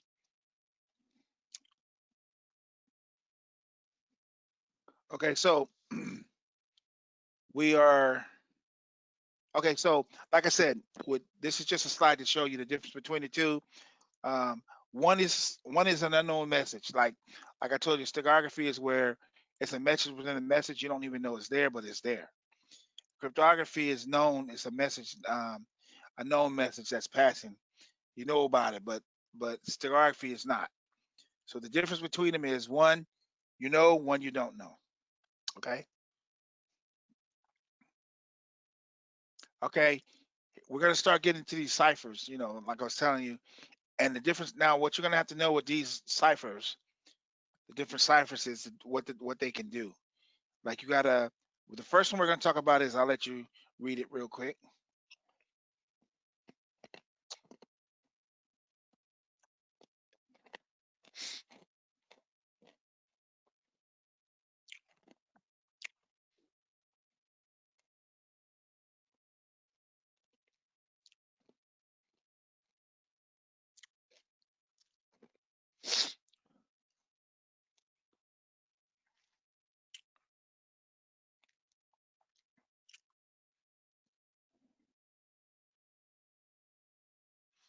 Okay. You got the stream cipher. It's a cipher key cipher where plain text digitals are combined with a pseudo random cipher digest stream key stream. In a string cipher, each plain text digital is encrypted one at a time with a corresponding digits of the key string to give a digit of the cipher string. So with this one, what I want you to understand is with the cipher, with the stream key, the key to this one is it's one at a time with the corresponding digits. So a stream key is done one at a time, one at a time, one at a time. Okay. A stream key is done one at a time, one at a time. Okay. Just remember that a stream key is done in a stream cipher. Each plain text digital is encrypted one at a time. In a stream cipher, each plain text digital is encrypted one at a time with the corresponding digit of the key string. Okay, one at a time. Okay, stream text, string cipher is done one at a time. Now let's go to the next one. Now you have a block cipher. So what do you think is block cipher? What's the difference between a string cipher and a block cipher? I'll let you read it.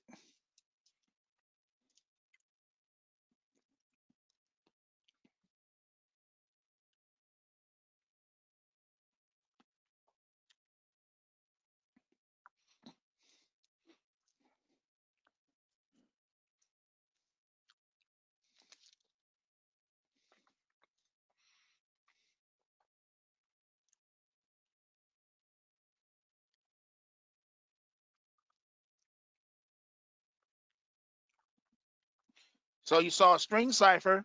Now you have a block cipher. What's the difference between those two? What's the difference?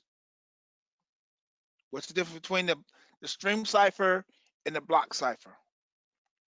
A stream does one at a time, and a block, obviously, from what I'm reading, does a block of data. There you go.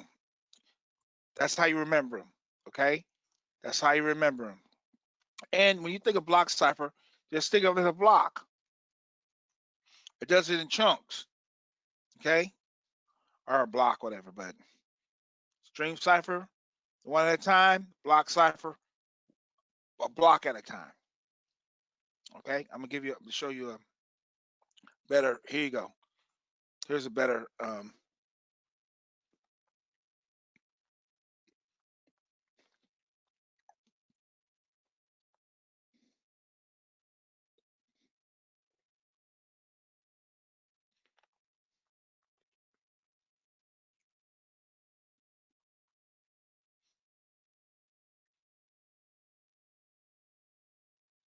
It's a pretty good slide. It breaks it down to the different, the difference between the stream cipher and the block cipher.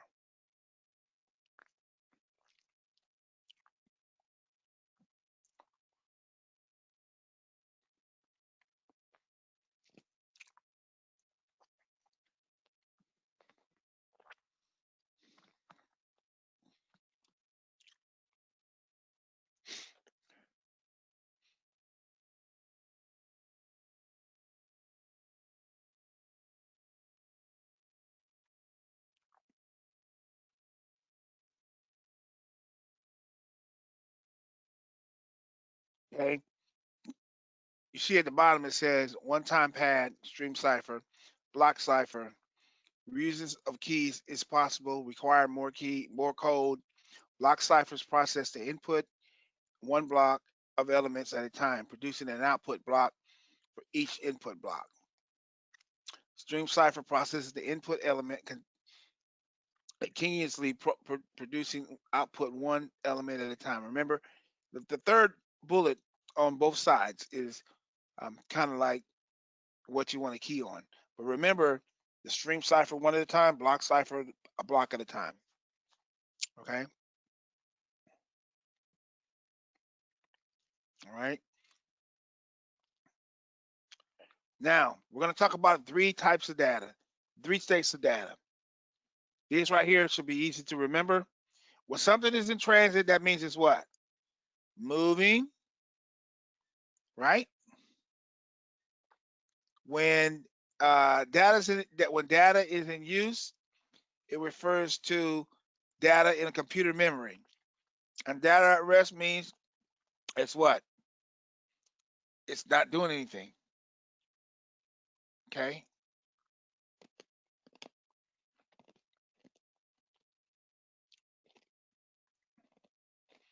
The three states of data.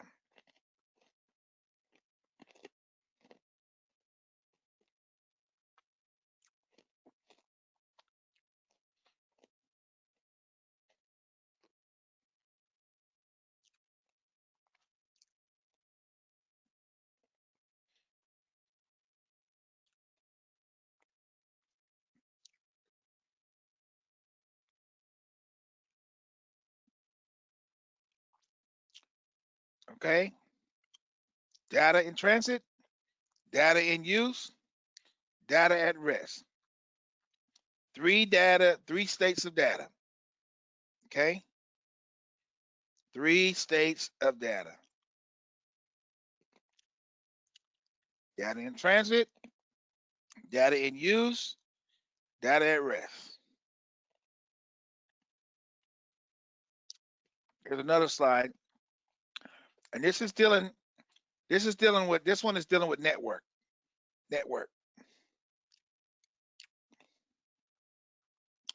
Just want to show you just a different way to look at it. But it's still the same. This is dealing with network security. But I just wanted to put the slide in here to let you know it's the same, but it's just dealing with the network.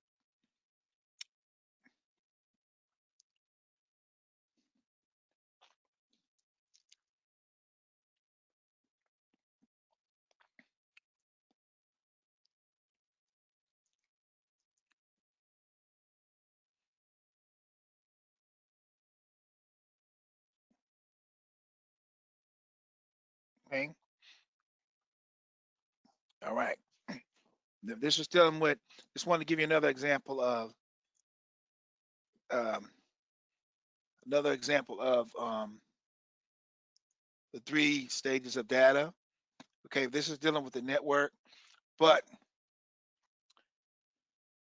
what you want to remember is the three states of data are data in transit, data in use, data in rest. Okay, data in transit, data in use, data at rest. Okay, know the difference between the three. Remember, 3 states of data. Know the difference between them. Okay, and this is just another slide. I meant to hide that. Okay, you got transitional web server encryption. You got SSL, TLS use encryption keys to protect web server communications. When they're talking about a web server, what are they talking about? What are anybody?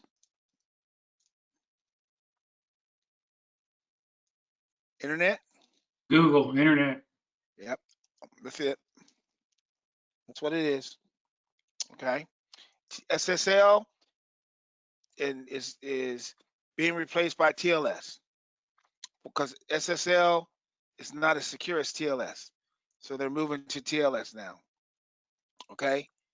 All right. You'll still see it. You're still seeing it, but it's transitioning to TLS because it's more secure. All right.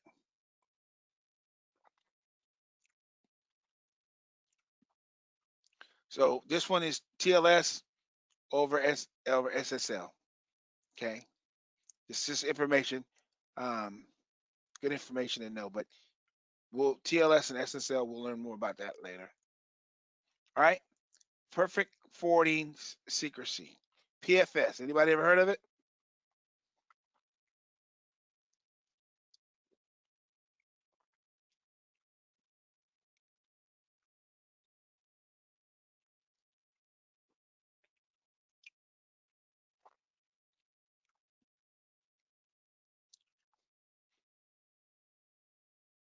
I'll give you a chance to read over it.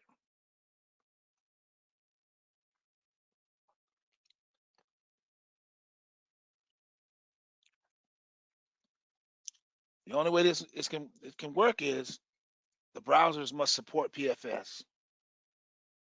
Okay. They can't, then it's not going to work. All right. Okay. If they don't support it, it's not going to work.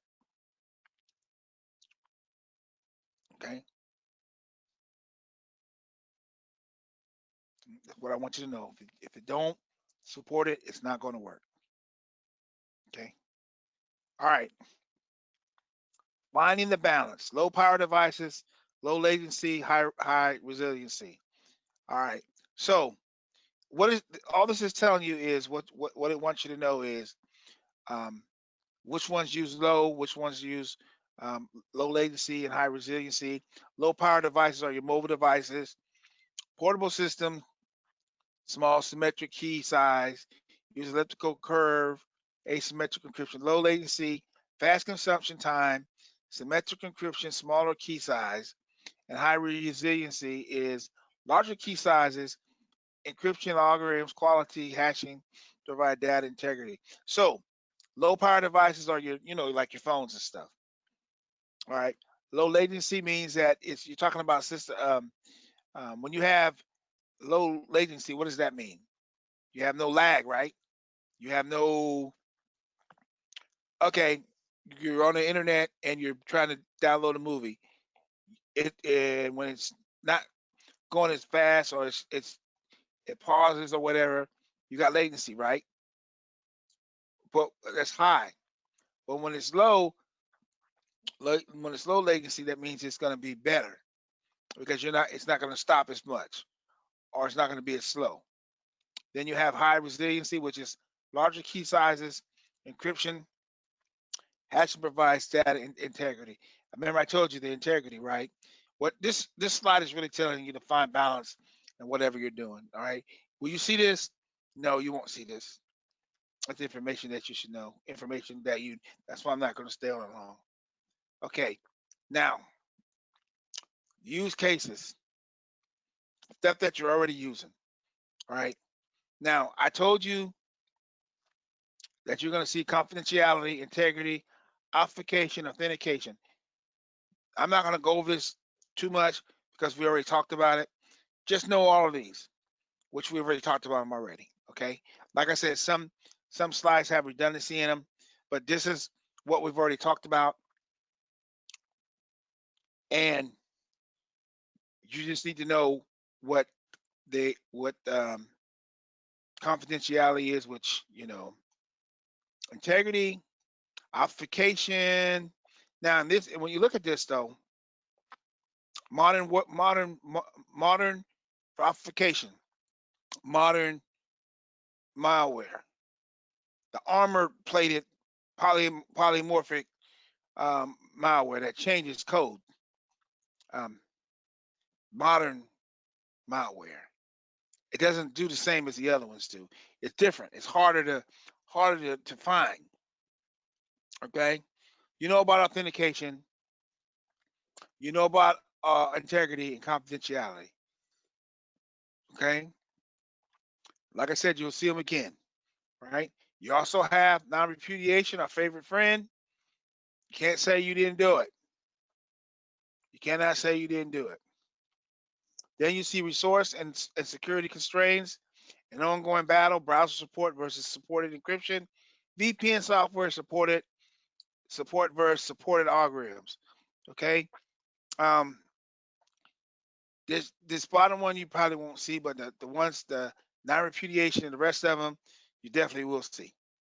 You definitely will see. Okay. Now we got symmetric algorithms.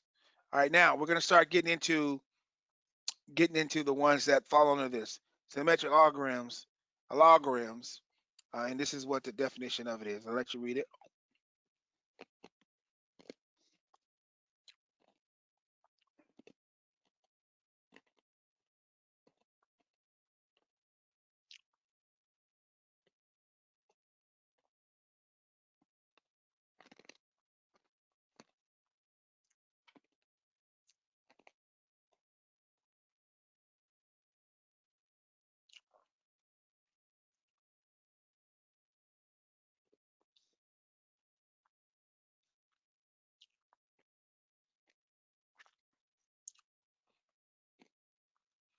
The best known algorithm is the U.S. Department of Defense Data Encryption Standards, DES.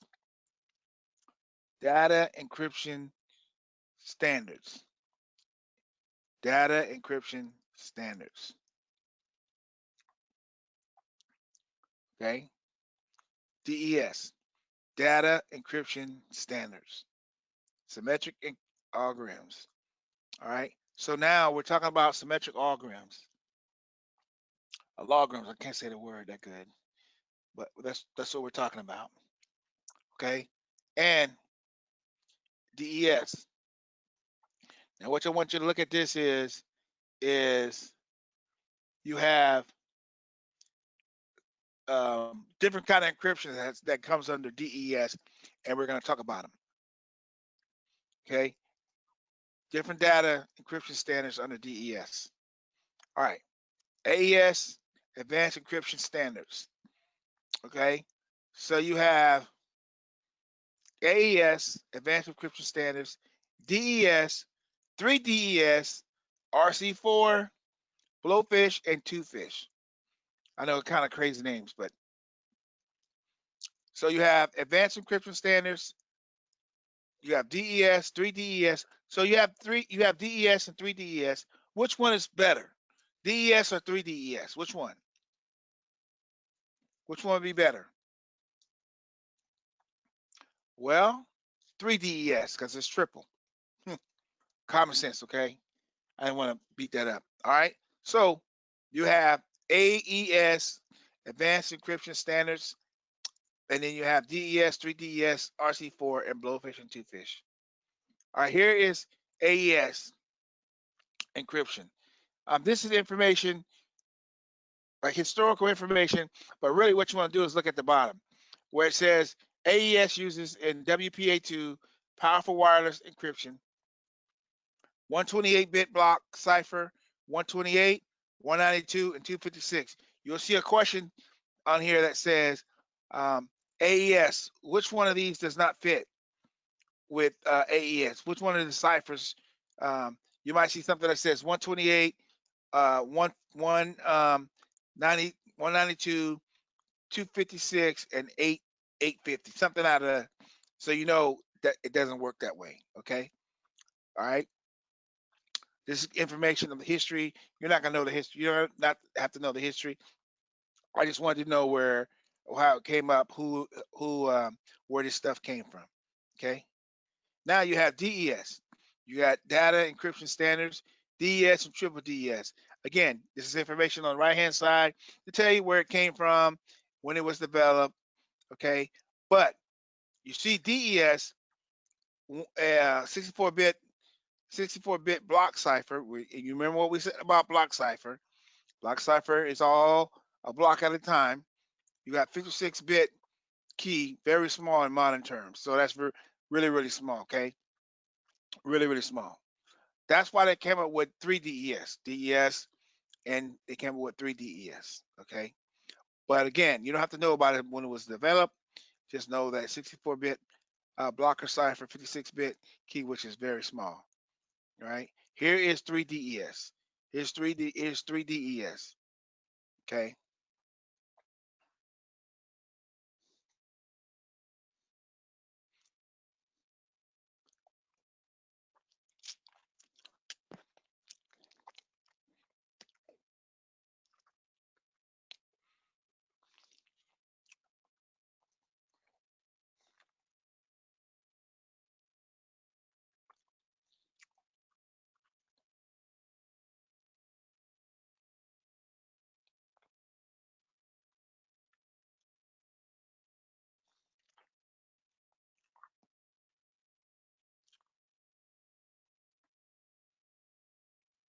You see, 3 DES, 3 keys, 2 keys are the same key 3 times.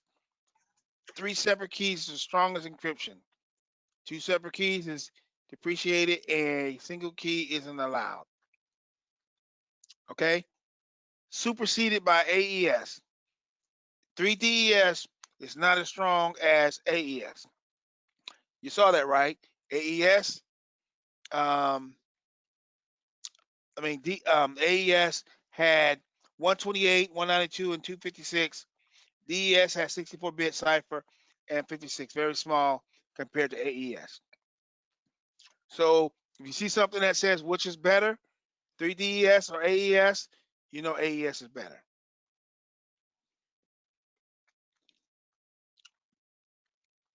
You got RC4. What I want you to know about RC4, it's not common to see these days. That's why I put it in bold. You're not going to see it. Not going to see it these days, okay? That's why I put it in the bold. RC4, that's why I put it in bold. Okay? RC4, not common these days, and you're not going to see it. So I'm not going to stay on this. A little bit of history. Okay? You have blowfish and twofish. All right? I'll let you read it real quick.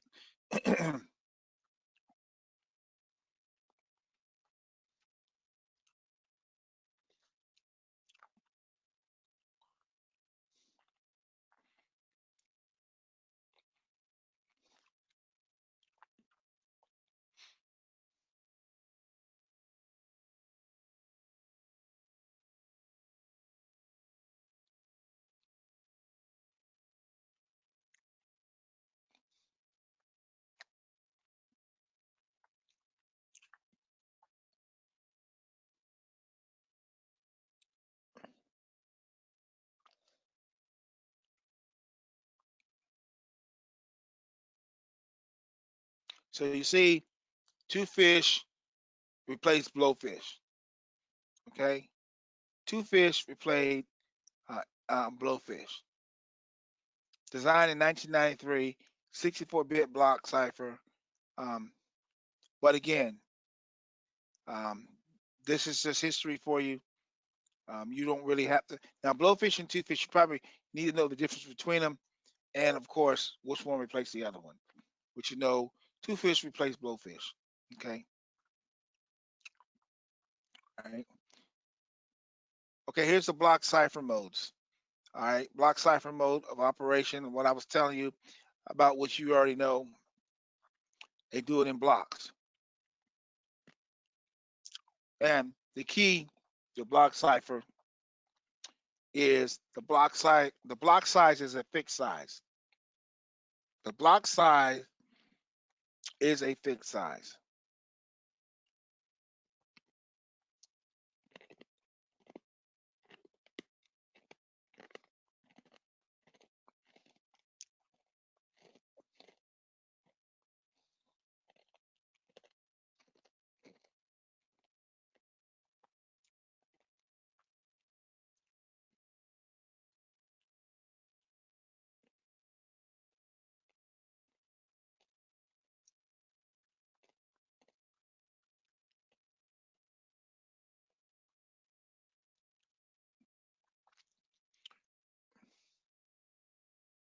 A block size is a fixed size. Not all data matches the block size perfectly. Okay. All right. This ECB electronic code book. This is the simplest encryption mode. What you need to know about this? It is the simplest encryption mode.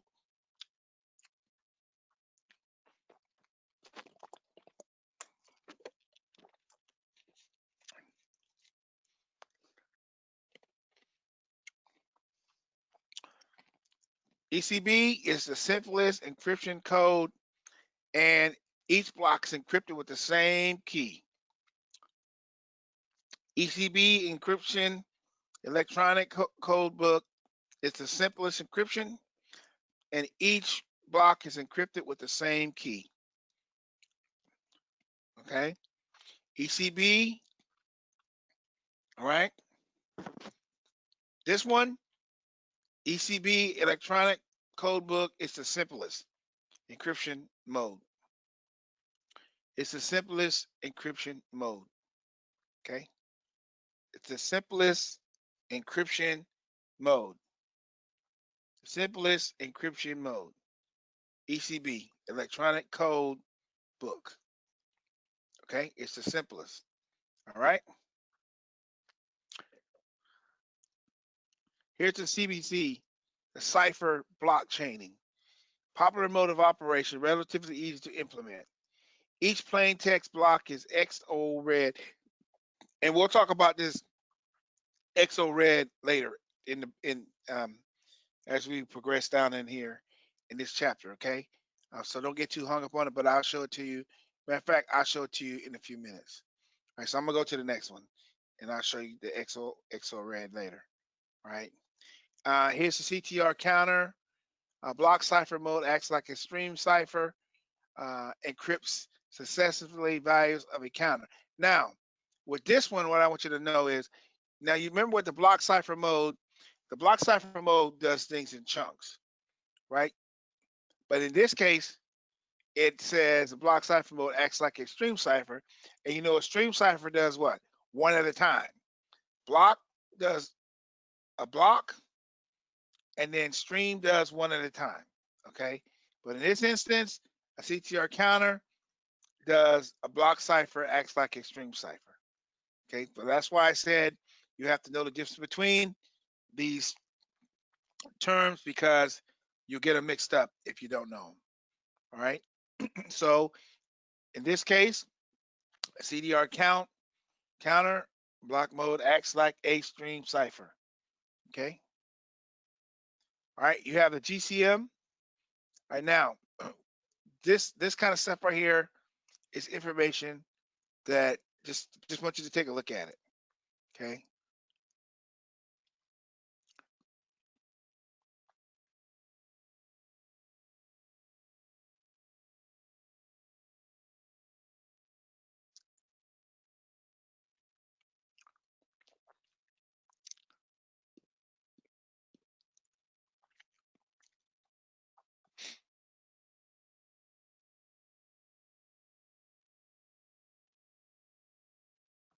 Okay, it's just good information to know. All right. Encryption and authentication, minimum latency, minimum operation overhead, very efficient encryption and authentication. Commonly used in packet size, packet data, network traffic, security, wireless, IPsec, SSH, TLS. Okay. Very efficient encryption authentication. All right. Here is asymmetric algorithms. I was telling you about this, right? All right. So I'll let you read over it.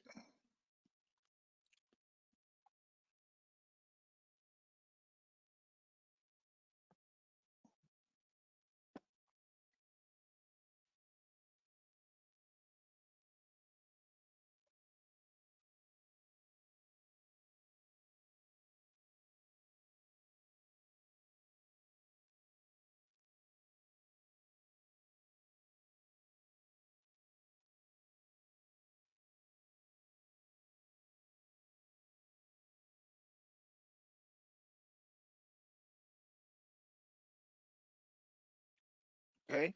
RSA, most popular used for data encryption. RSA, most popular used for data encryption. Elliptical curve, small key sizes permit use by limited power devices. RSA, most popular used for data encryption. Okay. All right. This is Delft-Hellman Key Exchange, DH. All right, just let you read it real quick. These are the people who invented this stuff.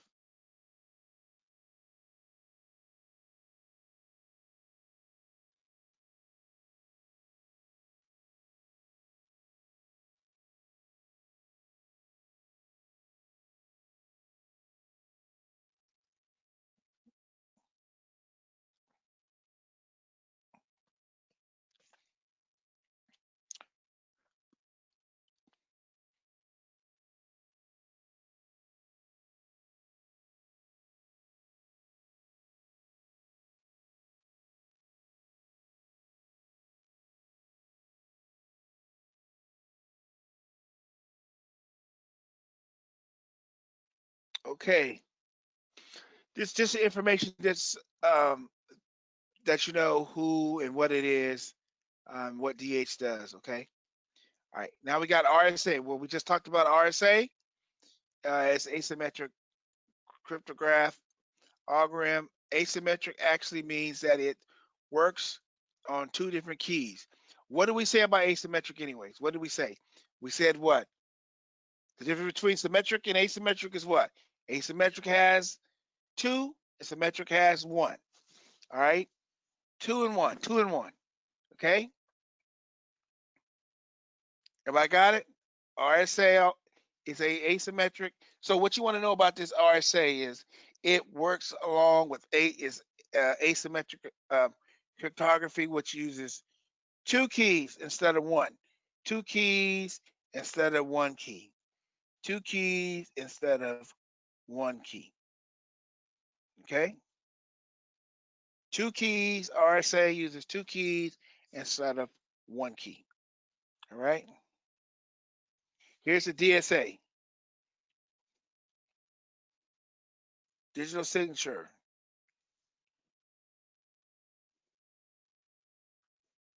Okay, this is just good information to know. Um, you don't really have to. I'm not gonna beat this up. This is just good information to know. All right. We talked about elliptical curve. Okay, we talked about elliptical curve is a public key encryption technique based on elliptical curve theory that can be used to create faster, smaller, and more efficient cryptographic keys. ECC generates keys through the properties of the elliptical curve equation instead of the traditional method of generating a product of very large prime numbers. Okay, this is a good definition. Um, what do we say about it? What did we say about this? They use, do they use numbers or they use curves, right? They don't use numbers, they use curves, right? That's what we said. That's what you have to remember. Okay? That's right. That's what you have to remember. Instead of using numbers, it uses curves. All right, let's move on. All right, pretty good privacy. Pretty good privacy. All right, I'll let you read it.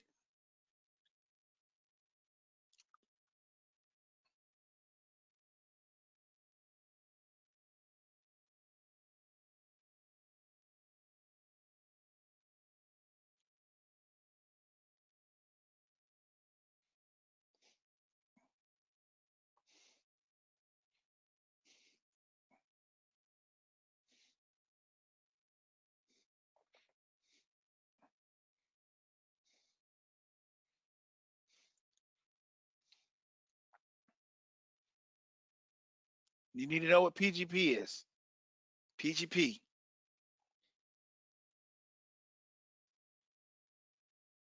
Before I got deep into this, I always wanted to know what PGP was, and now I know. I mean, I know now, but I saw it before, but I really didn't pay attention to it. But now I know what it is, and now you'll know what it is.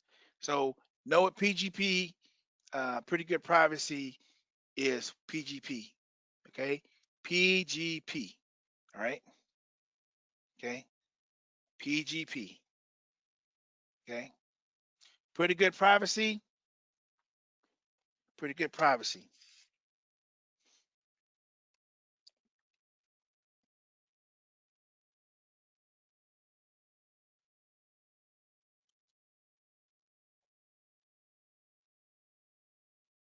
Okay. All right. Here's MD5 messaging, right? And that's on page 111. Now, what I want you to look at is, for this, all the other stuff on here, what I want you to look at is, it replaced MD4. It replaced MD4. It replaced MD4.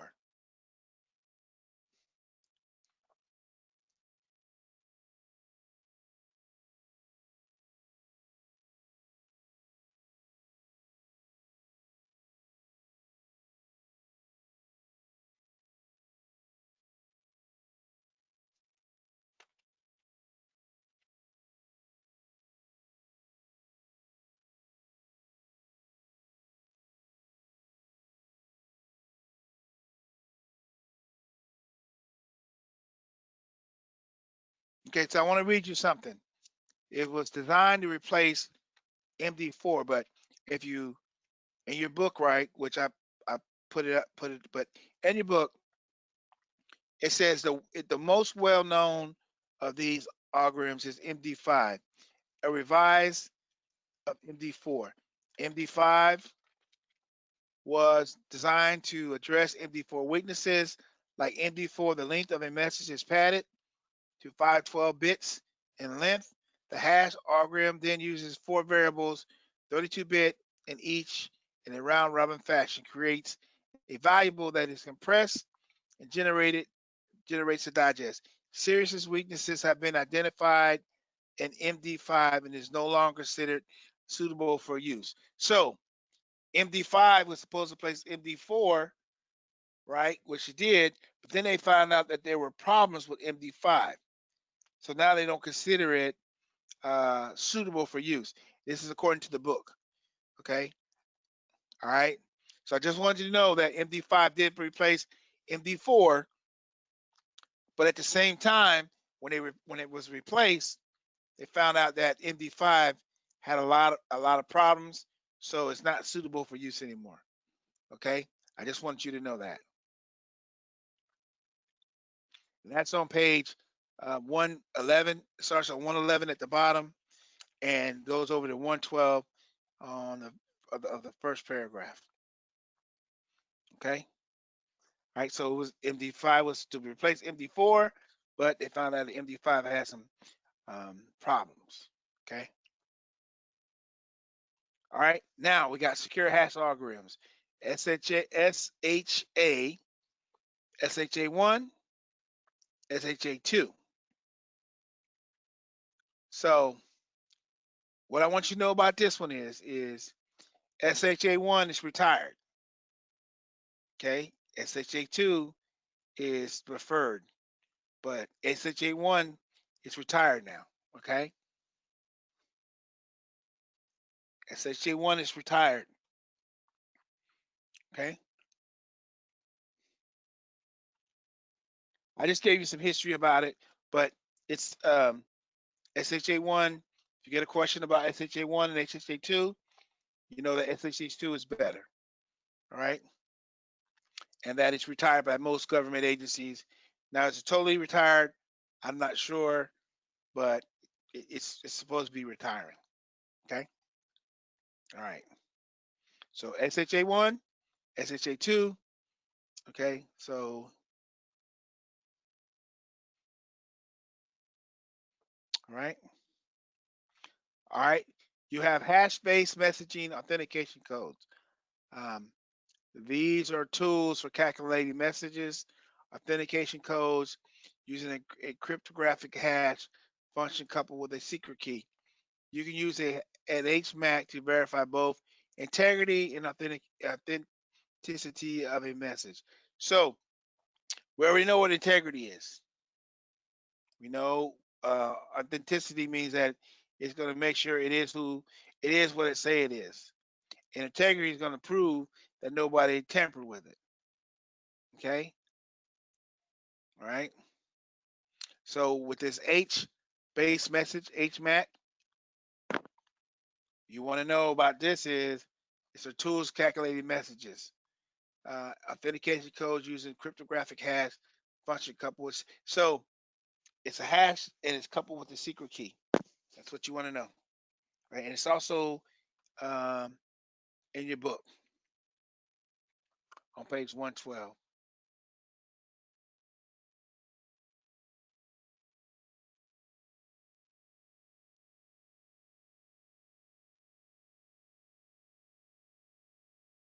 And on what we talked about SHA, well, I wanted to point out something too.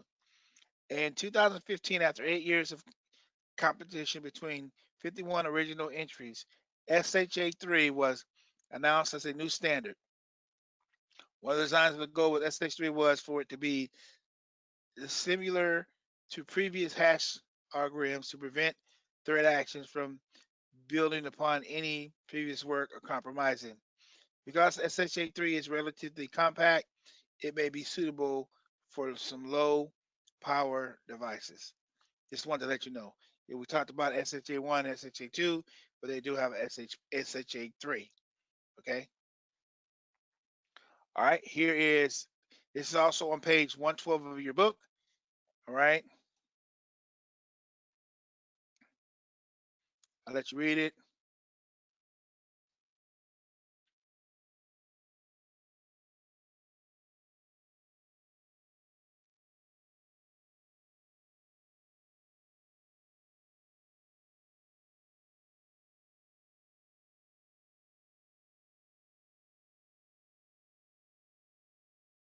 It's just another hash, and that's on page 112. And you see when it was created in 1996. Okay.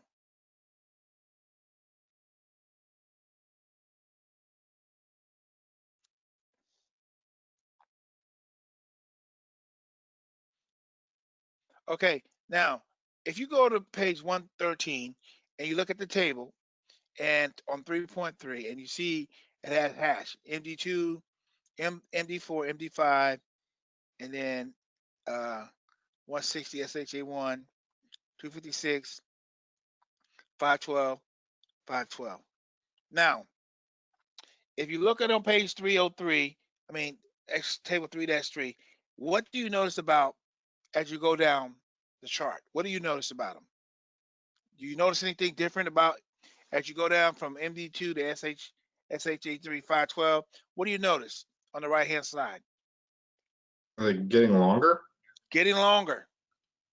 Why is Longer? that? Why? It's more secure, right? It's more Getting more secure. complex? Yes, Stronger encryption. that is correct. That is correct. That's exact. This page 113 is a page that you can refer back to if you have a problem with the different hashes, understanding MD2 through MD4, all of them, and it shows you. But if you look, you can see which one is the strongest. Okay, you can see which one is the strongest. All right, as you go down, you see the SHA3 512 is it's just like a hard drive. A hard drive um, has when you look at a 256 gig hard drive compared to a 500 gig hard drive, right? The 500 gig hard drive is bigger, right? Correct? Okay. Just like a 1 terabyte hard drive is bigger than a 512. In this instance, what you're looking at is you have the different hashes, but it's telling you that by design, MD2, which came out first, that's how this was good back then, but now as we progress, it's getting more complicated and better. Okay, so like I said, the MD2 was first, but now we know that the 512 is better and more complex. All right, key stretching is exactly what it is. I'm not going to beat this up about key stretching, but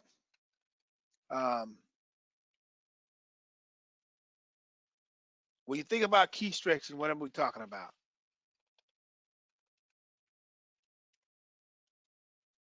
Making a key stronger, right? Than what it is, right?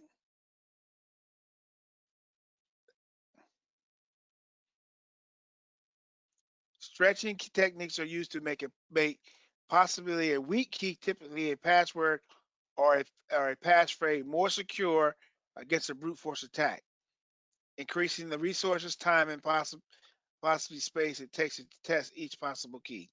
So, making it stronger. Key stretching is making it stronger against a brute force attack. And we'll get into attacks, and then I think I don't know if it's going to be in this class, or it might be the next class. Okay. All right. So key stretching is exactly what it says it does. It makes the key that was weak key, making it stronger. Okay. We talked about obfuscation. I'm not going to hit it again. Told you there's some redundancy in this, but we already talked about obfuscation, making something harder than what it is. Okay. So I'm not gonna get on this. This is just making something harder than what it is, which we talked about. Okay. All right. Now we have substitution cipher. Remember when I told you ROT13? What does ROT13 mean? When you think about substitution cipher, what are we talking about? You're substituting letter for letter. Okay. So let's do this. All right. So the substitution cipher is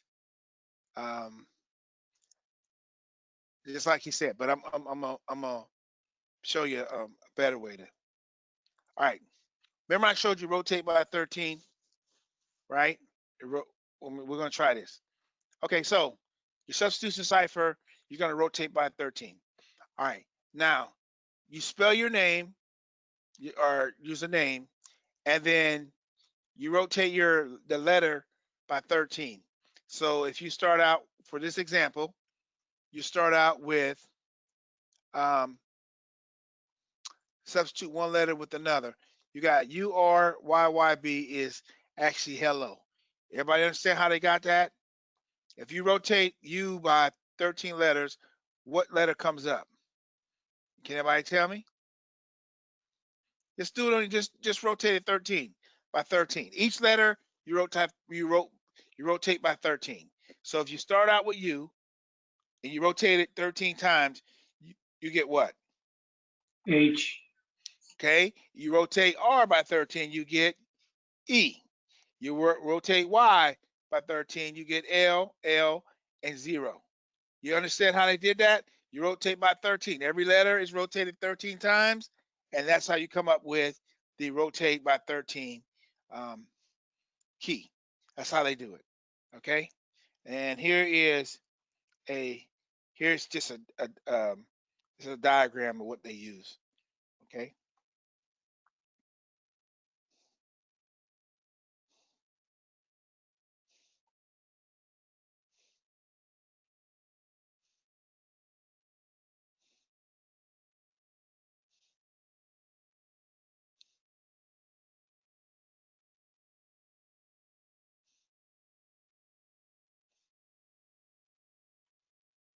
Okay. Everybody see that?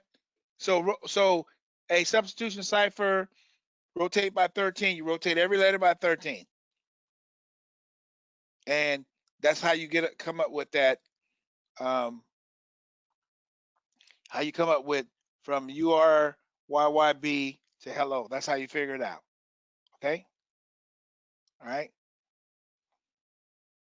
All right. So I told you about the XOR exclusive OR. All right. I'm gonna show you, give you an example of that, but here is it's better. This is probably better to show you. Let me go. All right. So here is the importance of XOR exclusive or XOR. All right. So 1 0 is 1 0, 1 0 is 1 1, 0 0 1 1. Okay.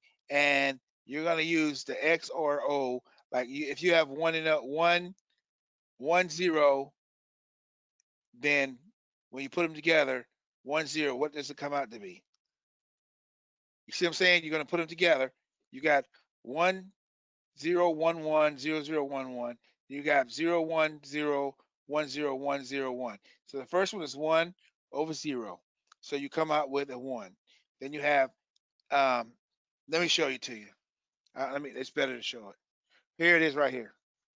This is the language that they're talking about. This is the best way to really show you. When in computer language, you know, is ones and zeros, right?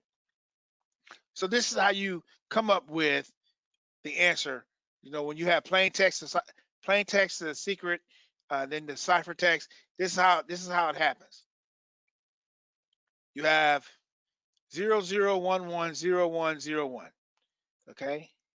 You have the secret key that has 1 1 1 0 0 0 1 1. Now the cipher key is you have 0 1 0 XOR 1 equals 1. Okay, 0 1 0 XOR 1 equals 1. And then 1 XOR 1 equals 0. You see how they come up with it? You have to look at the top, and then that's how you get the encryption. And then if you look at the bottom, that's how you get the decryption. Because you're going to take the cipher key that you come up with on the second example, and then you're going to take the secret key and you're going to put them together, and then you're going to go back to the plain text. Everybody got me on that? This is something you have to practice. You got to practice this. Okay? You got to practice. You will have one of these on the certification. You will have to practice this. But all you have to do is look at the top. Look at the top. And remember, once you learn these, it'll be easy to figure this out. Okay? You have XOR 0 equals 0. 1 XOR 1 equals 0. 1 XOR 0 equals 1. And that's how they figure it out. No matter how long it is, if it's done in this way, that's how you figure it out. Remember, you go from plain text where everybody can read it, you go to secret text, then you go to ciphertext, then you go from ciphertext back to secret text, secret key, and then you go back to plain text. Okay? All right. Okay, that's a chapter review for 3. I mean, this is what we learned in chapter 3. I know chapter 3 was a long chapter. There's a lot of stuff in there. A lot of stuff. Will, you sure that chapter was long? Yeah, that chapter was long, bro. Not as long as some other chapters, but it's long. I cut a lot of slides out. Oh boy, you broke me off. Huh? You broke me off. I'm Let gonna me tell just you right now. hey, I don't know where. Well, I thought you was in chapter 6. oh really?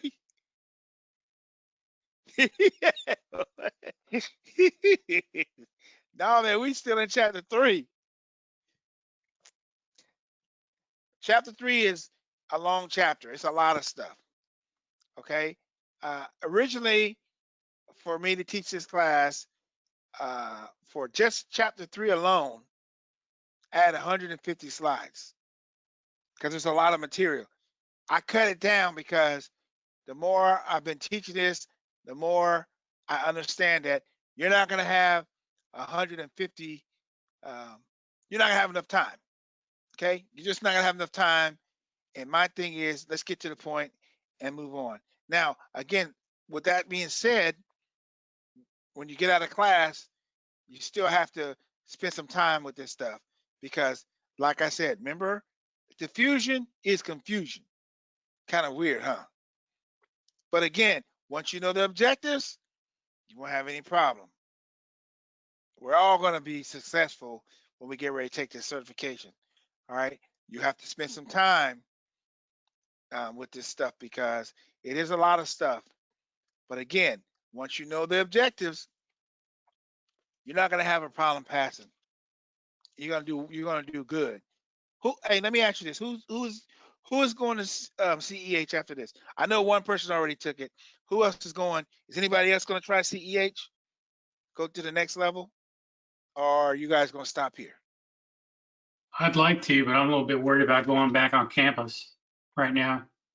Oh, okay. So here's the deal: the instructor who's teaching CEH, he's my boss at work, right? Right now, I don't know if right now if we keep going the way we're going, it'll probably be online. Okay, I'm with y'all, man. At work, I'm an IT guy at work. Everybody has a mask on, but there's only a few of us on each side. You know what I'm saying? There's only like 3 people on one side and maybe 3 people on the other side, and maybe 2 or 3 people downstairs. Because as you guys know, this virus is real. It's not fake. So you got to take all the precautions. But again, if I'm not, we'll have to check with John. But if they don't go back to school in October, then the class will more than likely be online. So if it's online, you guys think you're going to take it? It's a good class. It's a and now this class is something, but that class is something else too. All right, it is woo, uh, woo. But again, remember you're building a foundation right now. Okay, so now what I want to do right is I'm going to try to do. Now I'm not going to get through all of chapter 4 tonight. I'm just going to go to do a couple slides for chapter 4 just to get it started, and then on Friday we'll just pick back up on chapter 4. Okay, like I said, my goal is not to. I gotta go to work too. All right, I gotta. So, but I don't want to shortchange anybody either. You get what I'm saying? I used to have to teach this stuff on Saturday, so you know how people feel on coming on Saturday from 8 to 12, or was it 7 to? It was 8 in the morning to 12 on Saturday. Man, thank you, Lord. I don't gotta do that no more. Woo-wee. Okay. Any questions on the review for chapter 3? This is the stuff we talked about. Asymmetric. What's the difference between asymmetric and symmetric? What's the difference? Come on, what's the difference? One key versus All I two. remember is 1 and 2. That's all I can remember. There you go. So which one is 1? Which one is 2? Well, we say A is going to be 2 and what you call it is going to be 1. We remember all that one. That was easy. You got that one right. Okay. What about a hash? Talk to me about a hash. Isn't it basically it shows what has been changed? I'm sorry. Yeah, This amount of data has been changed. If it stays the same, or if the data has not been changed, it will stay the same. okay. What about a collision? It has the same hash for the two different sets of data. Hey, you guys see what I'm talking about? It's a lot, ain't it? It's a lot. But what you It's the remember, 3 of us. hey, like I told you, what you remember about a collision is if Same you, lane. yeah, it's the same lane. The same lane. If you don't change the lanes, it's gonna crash. That's like a hash. If you use the same hash, it's gonna collide. It's gonna collide. It's gonna cause a collision. Okay, that's how you remember it. Now we talked about um, guys, so much stuff we talked about. Ooh. Okay, so what's the difference between a stream cipher and a block cipher? Stream only deals with one. The other one section. The other one deals with a block of sections. I mean, hey. All right, now that's what I'm talking about. Okay, now, all right. Okay, you educated scholars. All right. What is amplification? Don't let it fool you. Okay, That's all I remember. what about amplification? What is that? Don't Making make it it hard when it difficult. need to be. Okay, make yeah. Okay. I just wanted to quiz you on some stuff real quick. And um let's hold on one second. You know what? I tell you what. Let's see.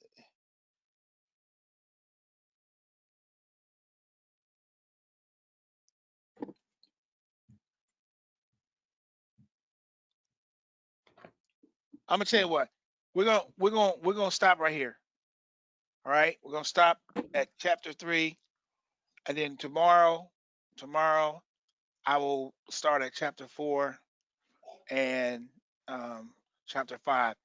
And if I get to chapter 6, fine.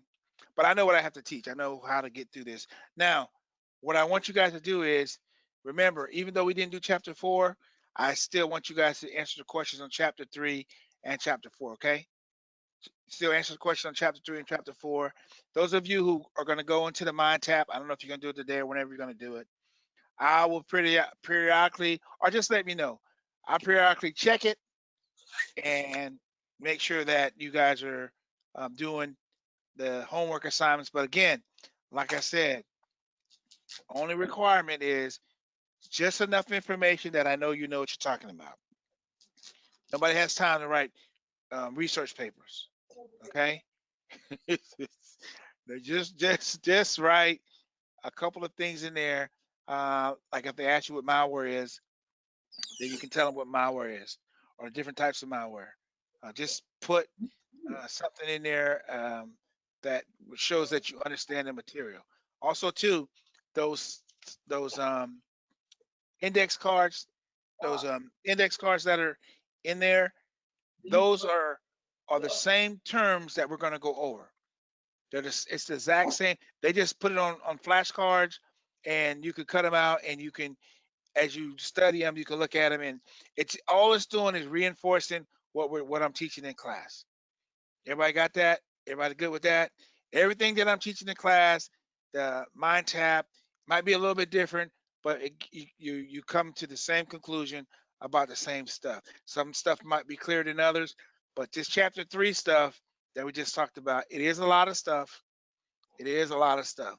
But again, you study it, you understand it, you know the objectives, you definitely will have no problems passing the exam. Okay?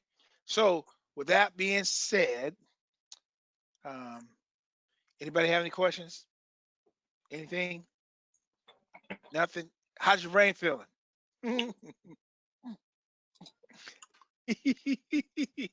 Well, I'm gonna go ahead and put a little ice on my head. I don't know about everybody else's head.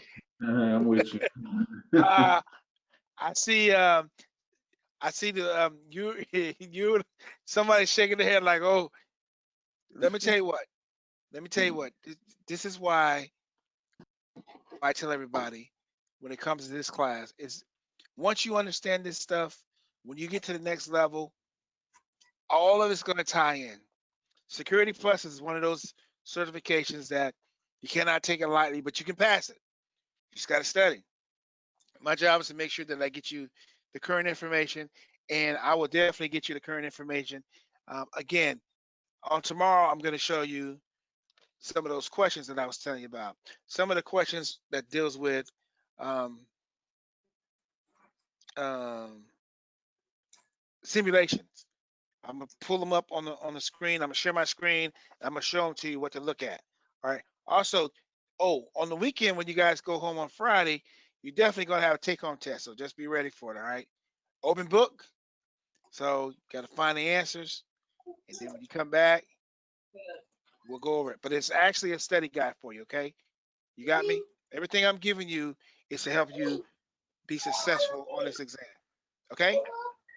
I can see why this right here trump all everything else. You got Uh, okay. Go ahead.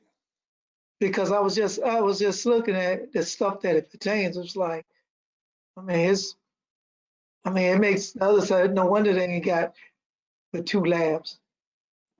Because there's, I mean, I'm gonna have to go ahead and read this a lot. You guys see that, you see the difference between A plus, Net plus, and Security plus, right? Security plus is a lot, isn't it? It's a lot of material. Okay, that's why the employers are asking for you. Don't get me wrong, I'm A plus and Net plus. If you don't know anything about computers, anything about networking, please take those classes. I'll never tell you, knowledge is power. Knowledge is power. But most jobs are asking, do you have Security plus? Most of them are asking, do you have Security plus? Because they know, if you know Security, this is the perception. If you know Security plus, then you know A plus and Net plus. That might not be the case, but that's what they look at. Okay. People will give you opportunity to get the job, but after 90 days, if you don't get the cert, you're out the door. Okay, so that's why I'm harping on, don't take it unless you're ready, but at the same time, don't wait either, because you don't want this information that you get to go out of your head and then you forget about it. But again, like I said, I'm telling you from experience that I didn't have all this stuff. The way I learned Security Plus, I learned it on my own. I didn't have no class. I didn't have none of that stuff. I had to learn on my own, and the material that I got wasn't the right material. It was just ugly. So I buckled down. I started doing my own research. I read the books. That they put out. I did my research. I studied. I'm doing just like y'all did. I just didn't have no class. But everything that I've learned over these last 20 years to be able to help you guys, because the hardest part is getting past these certifications. Now, once you pass the certification, now you have to also understand you got the certifications. Now you got to be explain what you learned. Okay, but you'll do that. You'll be fine. All right. So on Friday, tomorrow, we'll go over the chapter 3 and 4 questions, and we'll hit chapter 4 and 5. And if we have time, we'll hit chapter 6. Okay. But again, we won't lose out on any chapters. I'll make up the time and we'll get it back right. Okay. Any questions? Everybody good? Get some sleep. So I will see you guys tomorrow. Okay. All right. Okay then. All right. Later. Good night, sir. Good night, y'all.